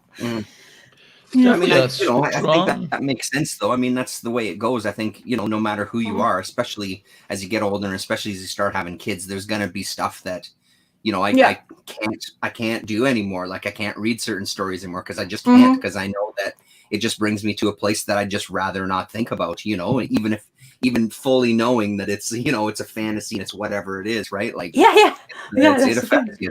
It's important. And it's also, I find it a lot more fun to kind of follow those moods and try to read something or partake in some sort of art that it really reflects what state of mind you're in, right? I think it just makes it resonate even deeper, right? So, and it's getting in tune with that. So, yeah, and also the beauty of comic books, you can just tap into lots of things in different, like genres, emotions, and characters and stuff like that. So, yeah. And maybe even just read one issue, or all of a sudden decide you want to read 12 because it's really working, right? Like it's a real nice small chunk to kind of sample out, right? Well, and I think for me, I'm finding, maybe because I've spent so much time reading comics, but they have a greater impact on me than like a novel or a short story now. So it's even more of a problem if this is the wrong comic for me right now. It's really going to repel me even more than if it were a short story or a novel. But at the same time, if it's the right comic, it's really going to excite me. It's like it excites more of my senses than a regular novel does. Yeah, for I think that the kind of reader I am. That's what makes me more interested, like in myself, knowing how much. Like before, I never read that much, and now reading more and more, and I'm reading more. Like I know it's comic book, but there's just the material of things I've never even thought I was doing that. Every single time somebody mentioned reading, I was used to be feeling, oh, it's so boring kind of thing. And now I'm more excited with like stupid, like silly things like Hawkman bashing somebody's head, and he's like, oh, that's interesting. let's go and continue. Or she discovers something new, or she shoves him away because she's like 19, and they're tapping that kind of uncomfortable part of the comic book sometimes, like the gap of the age, which is really great. I think that's the part I really enjoy as well. That they can tap in that storylines and like Carmen in here, seeing that hopeful little girl, and she's just waiting for this boy to come in, and then suddenly you have a complete opposite side of it. So, it's interesting to see how what comic books can bring into you and emotionally as well. So I hate to be abrupt this week, but I have to go. This thing has been buzzing like crazy, and I'm really sorry. But next week, I know Damien, you said possibly next week you couldn't make it, but I'm pretty sure I will not be available next Sunday because we'll be driving from here to the coast during the afternoon. Okay. But if that changes, I'll let you know. Yeah, for sure. Okay. Thanks, everybody. It was great. Thank you. Bye. Okay. Bye. Thanks to all the great commenters. It really was good there too. Oh, you don't have anything else, Damon, you want to share? Oh, I'm sorry. I thought we were all leaving. No, he says he's going. So doesn't mean we. I read a lot this week. Yeah, go. I grabbed Proctor, but the rest is not stuff that excited me as much. I grabbed Proctor Valley Road, which is a new Grant Morrison comic, but you'd never know it to read it. And he does have a co-writer, so maybe that's...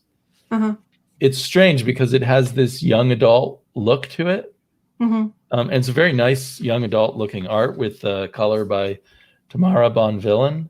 But it's actually quite an adult comic, not only because of a lot of swearing, but because of now I forgot what makes it so adult actually. So that shows it didn't make that much of an impression on me. Yeah. So anyway, so I'm not too excited by it. I'm kind of curious. Like usually with Grant Morrison comics, there's something going on there. What was it that? There's stuff about the Vietnam War and other things. I just can't even remember now. And monsters. So that's I thought I remembered more of it than that. And then the other one that I thought you and Terrence might want to pick up is Orphan and the Five Beasts, the new James Stokoe comic. Yeah. But it's because he's gorilla stuff as well. He's done, isn't he? He's famous for that. Godzilla, yeah. Godzilla, yeah. He has this very intense art style, but now he's kind of doing the cliched martial arts comic. This guy has been trained by some elderly teacher who's no longer able to fight, and he's going to have to fight these five monsters, these five beasts who used to be humans or used to be regular humans who were trained by the same master.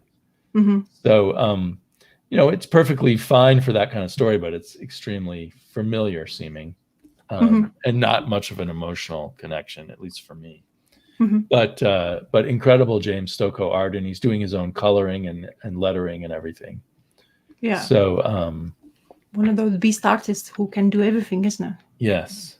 And he was kind of famous for Orkstain. I don't know if you heard of that. That was his original famous indie comic, and then he just shows up here and there making guest appearances in various Marvel and DC comics. Oh, and he did a Aliens arc for Dark Horse. Which was also worth getting. But so he's just someone I get for the art, basically. I wanted to ask, did you read Grant Morrison's Green Lanterns? I think there's 2 seasons of it, huh? I read the first season, and I've been stockpiling the issues of the second season, and now it just ended. And I think that's the end for Grant Morrison on Green Lantern. So I need to read those.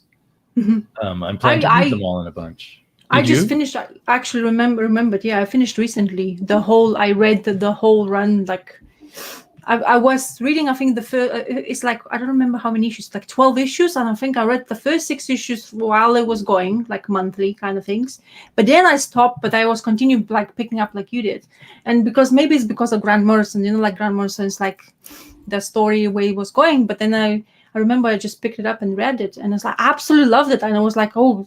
So this is like, because it says season 1, and I was looking, because I didn't pick up after that because I was trimming my pullets, and then whatever comes in from DC, I don't tend to buy anymore. But I was like wondering if season 2 any good, but if you haven't read it yet. But I absolutely loved the season 1. The way it ended really good.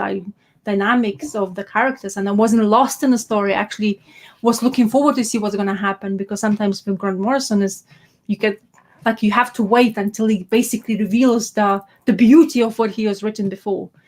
But yeah. Right. And now I feel like I have to go back and reread season 1 and then read season 2, just because it's Grant Morrison and you never know what weird connections are going on. I like the way he taps into the Green Lantern lore, the way what he created that character, the bad guy as well, he had in there in that season 1. And that's the art, of course, by the Liam Sharp. Liam Sharp. Which actually I remember that time when it came out, I didn't feel very comfortable with his chest, like really big hands, like really top heavy kind Everything of was over the top, yeah. Yeah, but then afterwards, I guess he just went a bit more subtle. But his art is definitely one of the artists who you want space to be part of, like his artist job, because he looks like really good and interesting. Liam Sharp's art changed a lot in season 2 from what I've looked at flipping through. It looks is it digitally painted now instead of ink and pencil. Do you think it's because of the time schedule, and I think he wanted just I don't know, or it's a different style he's exploring. It looks like a wild heavy metal kind of artwork. I heard something on Twitter that he's saying that he's doing something amazing. He didn't think he's going to ever do Liam Sharp, but I'm not sure exactly who he's going to work for. But he's like really excited about it. So like, that'll be cool to see where he lands next. That made me think of something, but now I can't remember. It's fine. Do you have anything else you wanted to share, or? Well, again, stuff that I read, but I'm not sure I was so excited about. I read this. This is kind of an older. Have you heard of Revenger before? Nope. It's by Charles Forsman, and he just occasionally comes back to this character of the Revenger, who is kind of like one of those 1970s vigilante movies, like Death Wish or something. Okay. She's a black woman who will kill bad guys for you if you call up her phone number. Okay. And they're always like evil corporate guys or something. But this was the Revenger Halloween special from 2019. So this guy is kind of the modern equivalent of an underground comics artist. I see. Although he did a comic that I never read, and I never saw that. There was a TV show called The End of the Fucking World, and that was based on his comic. I don't know if it was animated or live action even. But so in this one, so he has this kind of slightly primitive art style, although he's getting slicker. So this was a one shot.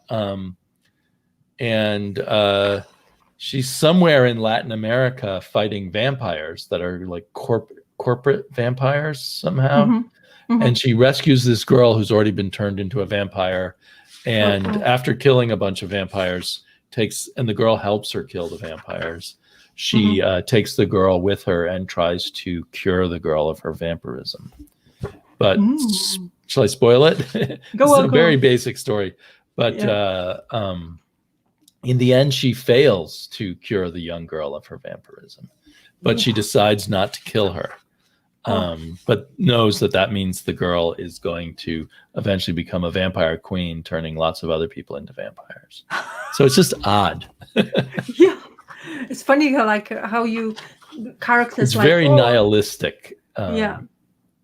There's a whole group of these kind of on the fringe artists who are obsessed with 70s and 90s kind of comics and things like that. And he's kind of one of them. So there are other Revenger comics that I think are a better read, but they're all very odd.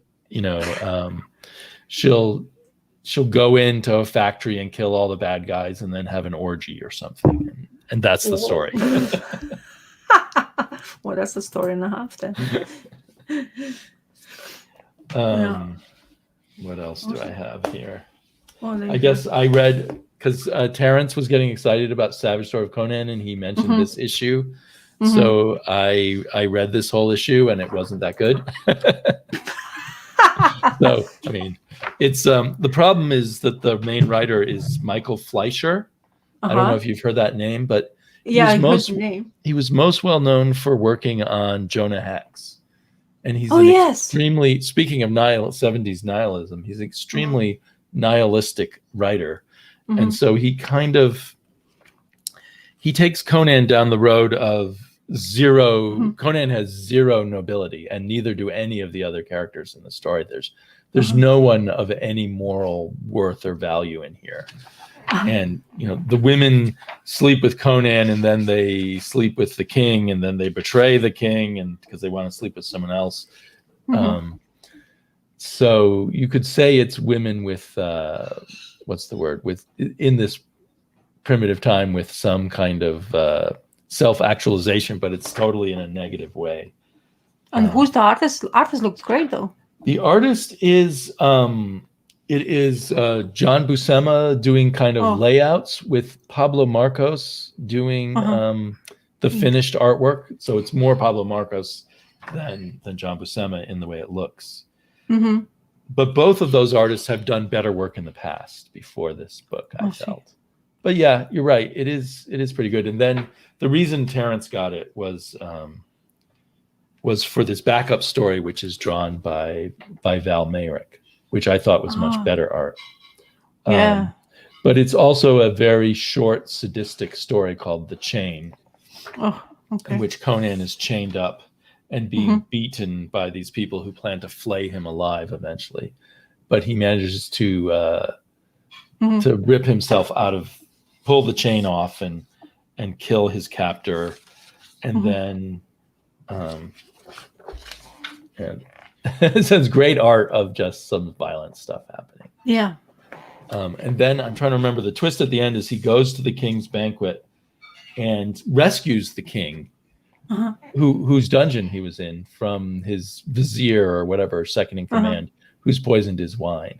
And then he kills the second in command, and then the king asks him, what reward would you like? And he's like, I just want a good meal. That's the end.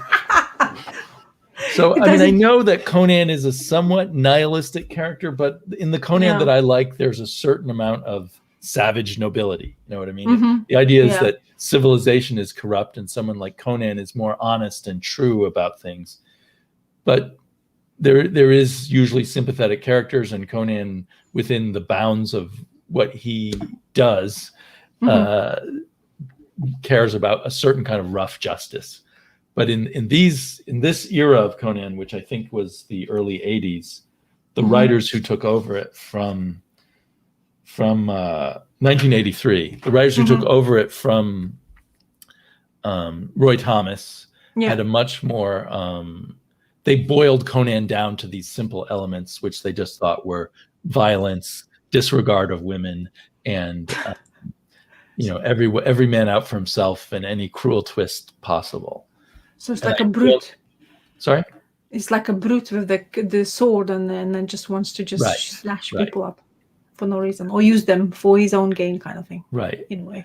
And I noticed a bit of that in the current Marvel Conan run. Like there was one issue I was reading, and Conan that was set during the period when Conan was young and was a thief.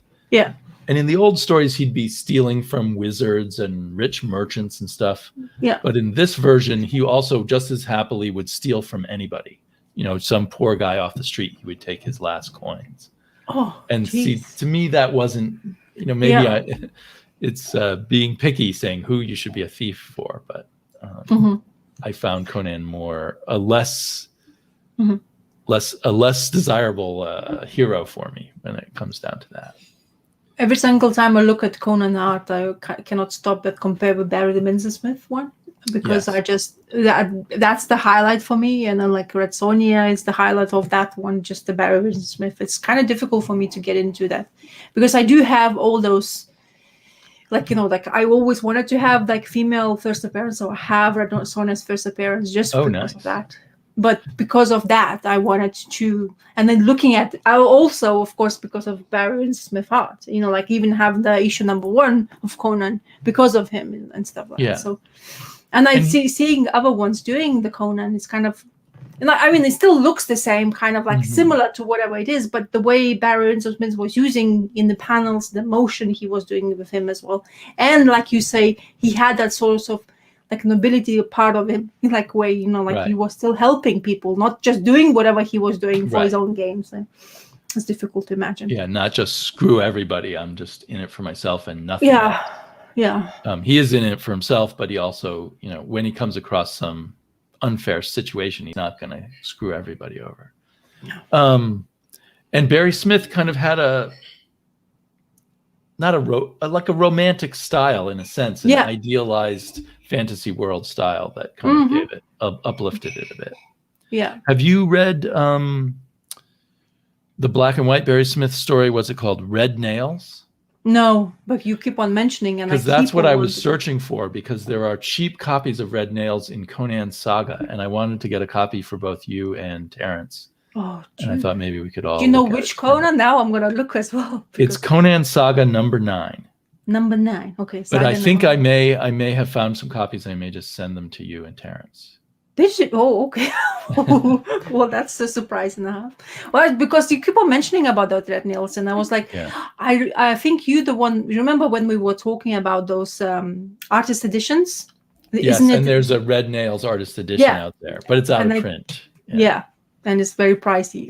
Which, if you find them, somebody's wanted to sell it, it's crazy. Those artist editions, they already bought pricey, but then they go out of print. They go crazy as well. So, do you have Conan #24, the full length Red Sonja story, or do you ever? So that art style is the same art style, but maybe even more elaborate in Red Nails. Oh, cool! So it's kind of his last Conan work, and it's kind of his peak art style Conan work. Great. That's perfect. That's I really like it. I actually, after that, I've read a couple of, or have, those like mini series of Red Sonja came out as well. I think Frank Thorne was doing. Isn't it Frank Thorne doing the Red Sonja afterwards? Sonja, yes, and he did some beautiful artwork there too. And then that looked really great, actually, comparing to, like you were comparing somebody else's development things. That it's really beautiful. Frank Thorne really knows how to draw females, to be honest. Yeah. and one of my favorite things to look at. Not He has- story-wise. He has Story a wasn't beautiful great. sense of design, but yeah, the stories were kind of meh. The art is stunning to look at, but the story is like, like those the 70s kind of like he's always like, I don't remember when it was released, but just the way females were written in that era kind of thing. Yeah. Really fluffy kind of stuff like. Right. And I think they were mostly written by Roy Thomas, who is not a good writer of female characters, I don't think. Okay. People know have that. made fun of him and his problems with women.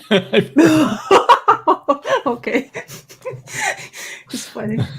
It's actually good note yeah, it's actually good information to know.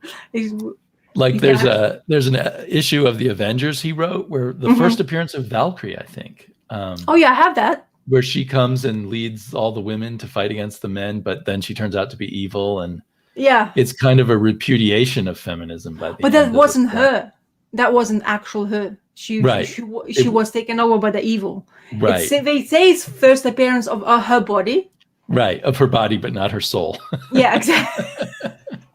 I forgot the evil person who took over her name. Was it the Enchantress or someone yes, like that? I think so. It's the blonde chick with the like green. She almost looks like and she always wears a green outfit. Yeah, yeah, and she usually has the Executioner as her sidekick. Yeah, exactly. That's the one. Yeah.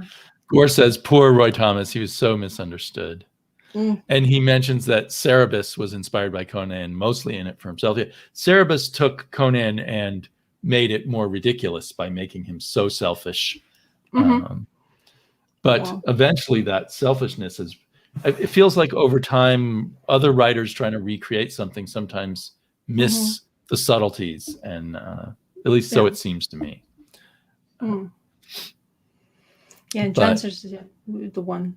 Yeah, it's interesting how the way. So did Valkyrie first get her soul sometime is the Defenders her next appearance, or did she appear somewhere else? I think Defenders number 5 or 9, something between those so single that would digit be numbers. The real appearance of the first Valkyrie. But her body already existed.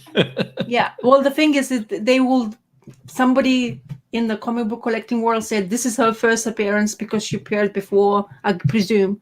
And that was the first. That's why I got it. As I say, I was trying to get most of her first female appearances.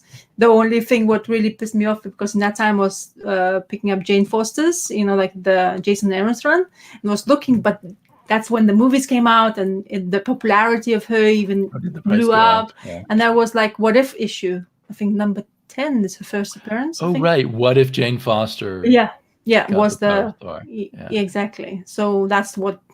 The comic book just went crazy. I was like, okay, that's it. It used to be like a power, like those bin issues kind of thing, because What If comic books were never very popular until the Disney Plus they were talking about that. They're gonna do TV show, I think, as well, isn't it? Of the What If stories. Right. I don't know how that's gonna work, because how do the viewers of the TV show know what they're what ifing on?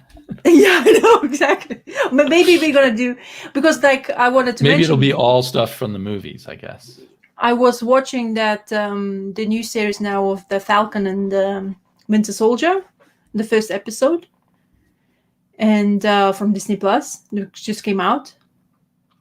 Have you watched it, Damon? No, I haven't. I don't even know whether I will. Did you like it? I actually didn't mind it, but it was, it felt like really like Captain America movie when you start watching Captain America movie, but you had the cutoff time because it's a TV show, and you're like, okay, I just need this. Give me something, again, it's not enough kind of thing. It's just like you watch a movie and halfway through it cuts out, and that said you have to come back like next day or like next week. Now that's gonna happen. But honestly, it didn't feel bad. The action scenes were amazing. There was the beginning scene with Falcon. He's now part of S.H.I.E.L.D. apparently. And then he was going into this bad guys were flying in off some soldier guy. And there was a scene where he's like trying to capture these bad guys, and they all basically come out of jumpsuits And you know those jumpsuits with like wings without anything, and they just fly through. Like and a those gliding scenes, suit. yeah, gliding suit. And my husband loves gliding. Absolutely, he thinks it's fascinating for him. And anyway, so but that scene was really, really well done. The only thing he was saying to me, there was a scene where they jumped into the helicopter. You can't. He said, there's no way the inertia or the momentum of your body would never let you go into the helicopter. But anyways, it's very actiony. It's very, like, as I say, is it Captain kind of America, a cliched buddy movie kind of thing? They actually haven't met yet in the first episode. Oh, they haven't met yet. Oh, interesting. So they basically, what they're doing now is, I think they're telling the story for two of them. So Winter Soldier is completely fucked up because after the blip, they both disappear. Now they appear, and Falcon is struggling because Captain America has left and gets the shield. Like, he has a shield, but then he decides not to go with it. And then Winter Soldier, because whatever they used him, like they really screwed up his brain. Yeah, he done a lot of bad things, and there's lots of happening in there. But it seems to be they just introducing your characters and their problems. The first episode, at least, that was like that. And it will be interesting next episode, and it will tell me if I want to watch it, because, as I say, it really felt like a movie in the way you're watching a movie and it's just cut you off halfway through, and you're like, okay. So it was like the first half hour of a movie, and now you want the rest. Basically, it felt like you watch Captain America movie with all the actions, because even the bad guy from Captain America first movie appeared again. He was that comic book as well, blew up. That French guy who was like kickboxing type of the villain. I don't know what's his name. I'm sorry. Batroc? Which one? Sorry. Is it Batroc? Yes. Yeah, he appeared there again. So he was the bad guy as well. So he always makes me laugh in the comic books. Yeah, Batroc Sleepyreader. Good accent. That was fun. Yeah, but as I say, as the action kind of type of TV show is actually not bad. It just depends where they're gonna get. Apparently, they want to make them really vulnerable, because after like everybody disappeared, and now the world has a problem because 5 billion people appeared again, and now the economics are all crashing. That kind of part. So, and apparently Falcon is having money problems, which is interesting part of if you're gonna go there. So, for the first episode, it's entertaining, but if you have not known the characters, kind of only know them after the movie, it's actually quite of I'm not sure if people will be entertained. And I guess lots of people got pissed off with the new Captain America. Because they have a different Captain America? Yeah, the Shield decides to employ somebody, another great one, because they just, they need another guy who is going to be, the sparkle or the hope for people. And this dude comes out and he looks, like Chris Evans is like all bulked up, and then this Captain America looks like skinny, not built up enough. Like, whatever. So, and lots of people were hoping to have a black Captain America now. And now TV show suddenly appears with a white one, but I'm not sure if it's just for show, right? Because it depends on the storyline, how we're going to continue. What if this Captain America turns out to be evil? Then they won't want him to have been black, probably. Well, it depends. As I say, it really depends. There was when I first started reading comics in like 1971, 72, there was an evil Captain America who had been created in the 1950s while Captain America was asleep. And they gave him a super soldier drug that didn't work well, and it made him go crazy and become racist. And go around trying to beat up commies and black people and Asians. And Captain America, and then the old Captain America who had been woken up had to fight him, and the evil Bucky. That was one of the first Captain America series I read. Wow, that's quite a thing to go into. Bad Captain America. It had a cover with Captain America beating up black people on the cover.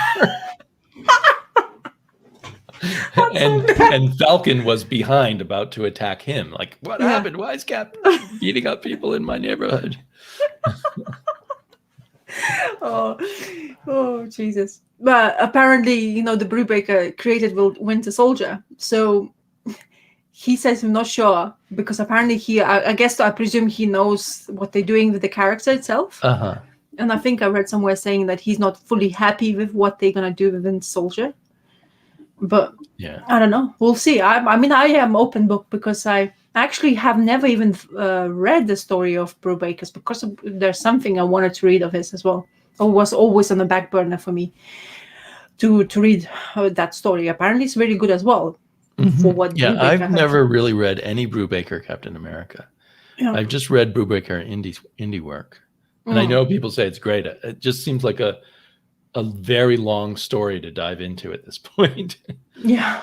So that's why I haven't done it. Yeah, it has like what I think even the omnibus edition came out for him as well, which is kind of thing. And I bought the omnibus edition of what was it called? Gotham. There's Is it another Brubaker. Yeah, Central. Gotham Central, and but it's so fat. Oh I've been no, afraid no! to read it. You have to just open one. Just read one issue. Honestly, I thought the same thing. It's very intimidating. I haven't single issues. I was thinking because it's about 40-something issues. It looks intimidating, but what they do with those storylines and who they're using them as a characters, because there's no Batman. Batman is just in the background, but all the baddies are really well developed. So if you like the lore of that honestly is really good to read. For me, it's because I like detective stories anyway, and I like the all the bad guys from the Batman and stuff, all the Doc Freeze and stuff, and he has all the minis, and it's really, really well written. And I know it's kind of chunky as well, but I think you just need to read one issue, right? And it's just really well developed. Especially the detectives, the Gotham Central detectives, they're really well developed. Especially the female detective, I forgot her name, and she's there. Montoya? Yeah, and she's one of the main characters there, basically, and all the bad guys, of course, coming in there, because they still have to deal with them without Batman. So, but it's really well written. This is another case of digital versus physical. Like I love these omnis, but now I realize they intimidate me. And if I was reading it digitally, I wouldn't see this giant fat volume that I feel like I have to get through. I would just see one issue at a time on my screen. But I should dive into it. There's Brubaker wasn't writing by himself, by the way. Was Rucka also involved? Yes, so both of them. So they had sometimes there's only Brubaker, there's both of them, there's one of them. There's, as I say, honestly, I was thinking I think Michael Lark's one of the artists on it. Yes, he's almost throughout it. Yeah. There's only a couple of other artists come through. Really good. You should definitely read it. Honestly, pick up something like The Freeze. One of my favorite issues written from there about Mr. Freeze. So I really, really enjoyed it. Yeah. Okay. Well, it's there. I have so many omnibuses that I mean to dive into. Paulo mentions Brubaker's Wildstorm work, and I've read his work on Authority and what was the character's name? Not Sleeper? Was it Sleeper? No. Yeah, I think that was Wildstorm. Sleeper. Was it? Or was it Incognito? I think it was Sleeper. Was a Wildstorm, actually took place in the Wildstorm universe. Oh, I see. Okay. Which he did with Sean Phillips. But he might have done other Wildstorm work too. Okay. But I do, like when I read Sleeper, I thought, oh, this is good, but I can see Brubaker and Phillips developing into where they would be even better once they got to Criminal. Yeah. Do you like Rucka as a writer as well? I haven't read the Rucka that people really love. Which is Wonder Woman? What do you mean? I haven't read his Wonder Woman. I haven't read the stuff he did in the Batman Gotham world. Yeah. I read one volume of his Stumptown, which is set here in Portland. Yeah. And I thought it was just okay. And I read his Punisher run at Marvel, which I thought was pretty good. But he hasn't blown me away yet. I've enjoyed his, what's it called? The one that recently got turned into a movie about the immortal mercenaries. Oh, yeah. The Old Guard. Old Guard. I've read all the Old Guard that's come out so far, and I like that. But it's not. some people just absolutely love Rucka, and I feel like I haven't read the stuff that made them love him. I own, but I haven't read all the Batwoman stuff he did. Yeah. I haven't read it either. I haven't finished his Stumptown run, but I read a really good chunk of it. And comparing to whatever he's done for Gotham Central, I enjoyed more Gotham Central. Because it's almost kind of the same kind of part, like, like the espionage in Stumptown, because of she's that undercover girl. And Lazarus, I guess. Yeah, Lazarus. Lazarus hit me at a time when I didn't want to read about horrible futures for my daughter. And Lazarus was too convincing, like that this could really happen. So I stopped reading it for that reason. The other thing is I've seen Rucka at conventions a lot in Portland because he lives here. So on a lot of panels, and I found him annoying.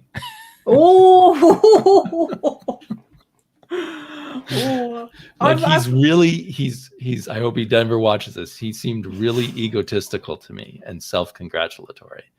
And I see. while even a lot of those humble brags and all that kind of thing, but you could tell it was all me, which I should put out of my mind, because there's lots of writers who are great writers who I think are despicable people. But yeah, I think it's like sometimes doesn't match, to be honest. Whatever you feel like. And I'm not saying Greg Rucka is despicable. I'm just saying he was a little annoying. But this morning I was reading a review of a new book on Graham Greene, and he sounds like a despicable person. But okay. Well, the writer Graham Greene, I'm not sure. He's a famous British writer, but I'm not sure if you'd be familiar with him. You see, books and me and stuff really goes together, so I will be blank on that front. But anyway, yeah. Sorry, go ahead. No. The Wonder Woman is the only thing I would really. Oh, look at that! Look who's here, Jean Paul is Peter. Oh, Jean Paul is really Greg Rucka. Oh, I'm afraid of that. Well, I stand by it, Mr. Rucka. You've got a big ego when you're on a comic book convention panel. I'm not backing down. I really would like to read his Wonder Woman run, but it's actually really pricey because people are really liking it. Apparently, this is like the run to collect, and also it doesn't help that they have a cover artist. What is that famous artist? Are you talking about his first Wonder Woman run, right? I think so. I'm not sure. Because he has a second Wonder Woman run, and I read part of that, and I don't feel like people are that excited by it. Probably I'm talking about the first one, because I know that that artist, cover artist, is famous for only covers. Blanking the name, of course. But anyway, so I'm worried that Greg Rucka now has Sean, Jean Paul Ace Peter, tied up in the closet somewhere or something. Just as Sean was starting to rebuild his comic book collection, Greg Rucka comes along and ruins it. Yeah. Notorious womanizer. Yeah, Graham Greene was a notorious womanizer and pretty much deserted his children, which I guess that to me, that's like one of the biggest sins. Whoa. He just ran off and, my wife will take care of them and I'm off to travel the world and have affairs all over the place. But, I don't blame someone for having a lot of lovers and his wife wouldn't divorce him, but deserting his children and I don't know. Anyway. Yeah. Crazy. Anyway. Yep. So I'm out of ideas of what to talk about. So yeah, I think I pretty much covered it. And I'm sad I'll miss next week, but I'm sure I'll be back soon. Well, that's fine. Maybe we'll just not do it because you're not coming anymore. No. You guys have a long history of doing very good shows without me. I'll give shit to Terrence more, and then I have more chance. Maybe you can get Dr. Monkeybot back, and he could wear a mask or something. Yeah, that would be interesting. But Doctor something else. I really do doubt that's going to happen. Knowing Dr. Monkeybot, what he is and what he believes in. He could dress up as Greg Rucka, and no one would know it's him. Yeah, just get famous. An earring. Yeah. Oh, I'm really angry. Well, not angry. I'm kind of like looking forward to see if my comic book I'm going to receive is struggling to get these comic books. The serial issue number 2. supposed to come out, but he didn't receive it yet, and he's not getting any information from Diamond. It seems to be every single time the Terry Moore's comic books comes out, they always have problems to come out properly. Like his own, if you buy it from his website, apparently it's really good. People receive them because of course he's doing it. He gets all the money, but when it comes to just receiving it, it's crazy. I'm really curious because I really like Zoe as a character. One of my favorites ones anyway. Yeah. I'm going to wait for trade on that, so I'm not feeling your pain, but I'm sorry that you have to wait. But do you think you'll eventually get it, or is there an issue that it might just not come through? I'm annoying him by that though, because I always ask. He knows when it comes to Terry Moore, I think he's gonna receive like 10 emails before I'm gonna receive an issue. As I say, I'm kind of like invested in the singles ones. I just I know I'm supporting the one-man show basically, or two people show. I mean, on that level, it's good to his wife is fully involved in his work anyway, so yeah. And they're really nice. The reverse of my Greg Rucka impression. Every time I've seen Terry Moore, he seems like an awesome person and very mellow and chill. Yeah, he plays music as well. He has apparently. Right. I think he was in rock bands before he started drawing. Apparently, yeah, he has two guitars or a couple of guitars in his room when he talks on the YouTube. It's hard to picture him rocking out. He's so mellow. Yeah, exactly. You can't. It doesn't give you that impression that he used to be doing like this most of the time. Yeah. He just left it on his youth and stuff like that. But anyway, Miles said the serial 2 was hard to get for some reason. Oh, there you go. They got mine in though, but they never. You see? So everybody's having trouble with that. Yeah, I'm guessing it's Diamond's fault. Diamond Distributor just has been screwing up one way or another for the past year. I don't understand that this company is supposed to be the thing, but he's still having such a big problems with distributions and stuff like that. Well, and since they lost DC, I wonder if they're having financial problems, which maybe they have to cut their staff, and then their staff or hire less experienced staff. But you have so many comic books from other Marvel. Look at how many Marvel comic books comes out. So anyway, I guess my shop owner is always complaining about Diamond to me, and Diamond only shipped me half the books they were supposed to this week, or Diamond's books are 5 days late. All kinds of things. One time, my comic book, I never usually because we communicate emails, but I go visit once a year. When before, of course, COVID hit. So once I went to see him, and he was so pissed off. I was like, what? I never see him because he's quite a chill guy as well. But Diamond, one box, he said, "Do you want to see the Diamond box?" The box was caved in. The comic box was split and everything, whatever that, trash. You can't even open the box. He had to basically open with his knife around the box. He said, opened up, it spilled out pages after pages of comic book, and that's just And he said, now I have to prove that this came through. It wasn't problems with shipping. That wasn't my fault and all that stuff. So, yeah. Well, anyway. Pablo says always wait for the Paulo, not Pablo. Paulo says always wait for the trade. Gore says we're Americans, Paulo. We hate to wait. But also there is the factor of people like us are keeping the comic book industry going by buying individual issues. Yeah, exactly. Those trades would not come out if someone didn't buy the individual issues. Jared says, I think Diamond just doesn't care much about sending 2 copies of an indie book to a store. It's been that way forever. Yeah, so that might be also an issue, that they just don't care about the smaller books that way. Yeah, they only care about the more the better, the merrier. Yeah, the bigger profit. Exactly. But usually my shop gets me whatever I ask for eventually, and he has to go through Diamond too. Yeah. Let's hope the Usagi Jimbo comes in as well. Sometimes they have the IDW. Have you had problems with that? Sometimes. No, I haven't missed. I think the issue 4 coming out. Did it come out this week, or is it coming next week? Something like that. Must be next week, because nothing came out this week from him. Didn't I see Jared was showing off the Usagi Jimbo video when he was doing this? Anyway, it doesn't recall. matter. Yeah. No. Anyway, I'm looking forward to that one because Uh-huh. it's one of the highlights of my playlist anyway. I absolutely loved reading that. I actually Yeah. contemplating getting those colored version paperbacks, which is Uh-huh. just saying that it irks me a little bit.